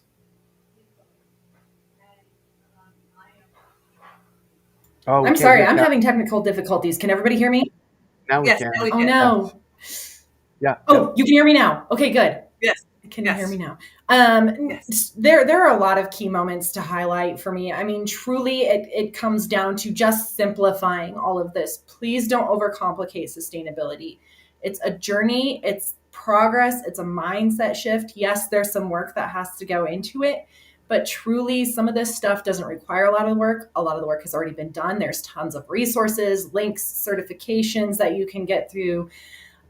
Truly, don't overcomplicate it, but just start. Yeah. And the collaboration is so key, because everybody who's into sustainability loves to help you with it. They're going to be there for you. So if you don't know what you're doing, reach out to somebody that you heard from today, and I guarantee that they're going to want to help you. Yeah, totally love that collaboration, and this is the evidence. Really, this is the proof. Before we bring Terry and Aaron back in, I do want to thank again. It seems like it was a day ago, but that first All Made video was amazing. First of all, that was hilarious. There was a nice little a goat that might have had some flatulence. I'm not sure if you guys picked up on that, but of course, the immature 12-year-old inside of me was giggling the whole way. But the other video that they did, where both, it was funny to see Mel kind of position this about all the waste, and then Ryan's like, "Wait, what?" So back and forth, and seeing Ryan in the factory in El Salvador, amazing. Just all of this was so good. So thank you to All Made Apparel, thank you to Gold Star, and thank you to Stalls. Each of those three companies get a little extra love because, well, you know how it works around here. When you sponsor something and not only participate, but you also help share in the costs to produce this, we've got to give you some extra love. So we love all the brands that were here today, whether you supported us with your time or with your knowledge or with your checkbook or all three. We love you. This is the start. This is not the finish. So let's bring in our wonderful techs, the two regular guys, Terry and Aaron. Aaron, you deserve a gold medal, my friend. Because let's be real, right? The four of us know this would not have happened had Aaron not gone, yeah, I got this. Dude, you were awesome. You crushed it. Thank you. Well, thank you. Yeah. This was awesome. I love every second of this whole thing. And honestly, Jay, I think my biggest question is what's next? Yeah, great question. Ooh, I like that transition. Well, let's cover it. Let's cover it a little bit. The reality. What's next? One, we recorded this session, correct? Yep. So Yep. we will be sharing that with folks. There were a lot of people that listed things out or had a QR code or a link. We will consolidate those, right? So what's next Yep. is we need to consolidate all of this info, and we'll be sharing it. All three of our media partners, the Branded Merch Network, ASI, Apparel List, that will all have access to all of this. So wherever you go to get your great info and consume it, we're equal opportunity sharers. We're not going to hoard this. So let's start with there. But what is next? I mean, you tell me. I don't have the answers. Yeah. No, I mean, that's the part I love, right? Like you guys were talking about, we just I don't know, scratching the surface. Teresa. What's next? I mean, there's so many things that we could do, but I don't think this is going to be over, right? Like we're going to have to come back and do some more education and more events and whatnot. Yeah. Well, the Two Regular Guys platform is certainly available for that. And man, Jay, I'll say it, epic. It was awesome. And another shout out to Aaron, because our regular show producer Eric Campbell is wrapping up a move from New Mexico to Pennsylvania, so he couldn't be here. So Aaron was definitely pulling double and triple duty today. Well, and I just speaking about what's next, though, from just like, again, I loved every single one of these panelists. You've got all these people that brought these keynotes, right? And based on the comments that we saw in the chat there, we need to connect those people somehow. So, yeah, we get a chance to, afterwards, we'll have like a text file of all the chat comments. Obviously, we've got connections with all these people. So I don't know exactly how to do this yet, but my goal would be to somehow kind of get like a spreadsheet together or something where everybody who wants to be on this contact list as like a discussion group for sustainability. I don't know. That's something that's bouncing around in my. Yeah, I was thinking along those lines too. Obviously, from a slightly selfish standpoint, the Branded Merch Network will definitely has locations. We have a LinkedIn group where we could all kind of combine and collaborate and Perfect. share there. We'd love to have you join us there. Please visit our website. I got to give a final shout out, by the way, to my co-founding partner, Jeff Solomon, who I know is listening. He's in the audience. This really is a result of his vision of the videos that he started to create. And the videos were and still are on the Branded Merch Network website, so please go check that out. But what happened was we realized that there were so many wonderful suppliers and collaborators that had all of this content, but really were like struggling to get it out there, struggling to share it, struggling to make a point of it. And so not that other associations weren't doing a great job. It's just, it is what it is, right? Wherever you go to consume info, you're kind of stuck in that lane. And so the videos were fabulous. They still are there. They're still great. Please go check them out. But it led us to this point. And so for that, I thank him 1,000 times over, because I was like, we need to scale this up, not one-to-one, but like one-to-many. And so if we were able to get 400 people to register, I think it's our mission to take this again, in another, I don't know if we can wait a year, to be honest, but We'll figure it out. We'll regroup. Let's blow this up and make it even better and make it bigger. I think that's what's next. Yeah, for sure. And then Jay, can we get Cassie back in? By the way, I see her down there and she's hanging out off stage. She is, but she's having a lot of delay problems. So I'm waiting for her to give me the thumbs up. But all right. I see you in the green room, and I'm like, wait, I can see her. She's right there. I think not like building. She's used up her internet for the day. But she needs more of those AOL discs. I've got some right here. You're gonna need an AOL disc. Oh my gosh, you're showing. I did it, didn't I? I did it. I know. Yeah. Hey, so but we did that top 25 list, yes. and I appreciate, right? It was alphabetical order, so it's not a correct popularity contest kind of thing, right? So that info's out there. Is there a social sharing contest that we should be aware of? Yeah, we were going to do that, and thank you for bringing that back up. What I wanted to do was to just say, hey, we'll send another final email to everybody. It's kind of a quick wrap up, but while it's fresh in our minds this week, today if possible, but this week, we wanted to do something fun. We wanted to create something special, and a couple of suppliers have flirted with this and given me the maybe. So I don't have the yes, we're doing this yet. But it was to reward those who want to kind of share out, give the shout outs, some of the killer quotes that were given here today, some of the messaging, some of the insights. If we could share that, and then I know ASI does a wonderful job, so we want to be able to use some of their hashtags as well as some of apparelists, as well as some of the branded merch networks, so that we're not just in one lane anymore, that we're getting this broadcast out a little wider, which is the ultimate goal. And by the way, that was from the beginning. Stop siloing. Let's treat print, promo, and apparel as not only friends, but family. Amen. Right?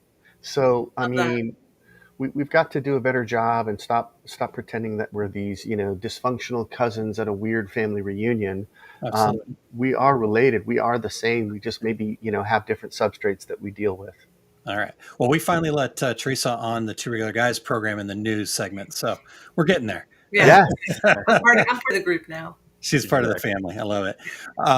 Well, I think we're kind of getting to the end. No, we're really over time. We thank for everyone who's hanging. There's still like 50 folks that are hanging in here, and we had so many friends along the way. Lane Hokinson's in there. Brandfuel's still in there. I'm looking through some of these names. RJ, thank you for being here. Ron Goodwin. Oh my God, I feel like I'm. Is this like some old episode of Romper Room where I can see people through my? Talk about dating myself by 100. Why are you doing that, Jay? Yeah, that's just how it rolls. Cut off his mic here. Every time I'm with Terry, I start to want to connect with that older generation. Oh my goodness! Shots fired. Cool. Oh, we're having fun. We're friends. I've earned it. Yep. All right. So, well, Aaron and I love being a part of it. So, we're ready to go again. And kidding aside, this was what I had in my mind, was that it would not just be a branded merch thing. It would not just be an ASI or an apparelist thing. And to give you guys the love that you deserve, 13 years and 600 shows, you were talking about subjects like this 5 years ago. You were, maybe didn't have the passion behind it. I know that these things came up, and to see the impact that you've made in all of our industries is worthy of another shout out and worthy of remembering. So we are collectively better because the two of you being the pioneers. Nobody was doing this 13 years ago. What were you guys thinking? You mean when I said, Aaron, what will we talk about for half an hour? All right. Well, Jay, how should we close this out here? Well, we should just wrap it up by doing a hard stop, but maybe we should fade out with some of those great tunes that we heard at the beginning, and just let people say their goodbyes in the chat and tell us what you want more of. Tell us what we should do better. Tell us what, how can we engage more? And I don't know, Teresa, what else? I'm sure I'm forgetting 100 details. I mean, I guess the only other thing I would say is I know there were some questions that didn't get answered during the chat. So that's one of the things we're going to go back in and see if we can get everyone the answers to questions that they posed and maybe didn't get an answer on. And we've got so many experts that I think of, like, every panelist truly an expert. And so we can do a good job of connecting those people and saying, hey, Laura Smith said this, here's what she meant. Let's just have you talk to her. Hey, Swag Cycle, it came up 3 or 4 times. What about this? How do I do that? I saw somebody was like, hey, I'm near a military base and, we've got all this stuff and maybe we could do something together. It's like, that's the spark we were hoping for. Yep. Yeah, for sure. For sure. Yeah, we'll plug that chat into AI. That's the great part about the world we live in, and we'll make sure we get everybody taken care of there. Because I think we probably had hundreds, if not thousands, of comments here today. So really great stuff, you guys. Awesome. Well, thanks again to everybody who's here and all of the sponsors and to the 5 of us. I'm including Cassie because I can still see you, Cassie. You are all my friends, and we appreciate all of the work you've done. We'll let her wave because it's going to be delayed for her. So, all right, you guys, I'm going to fade to black here. All right. Talk to everybody soon.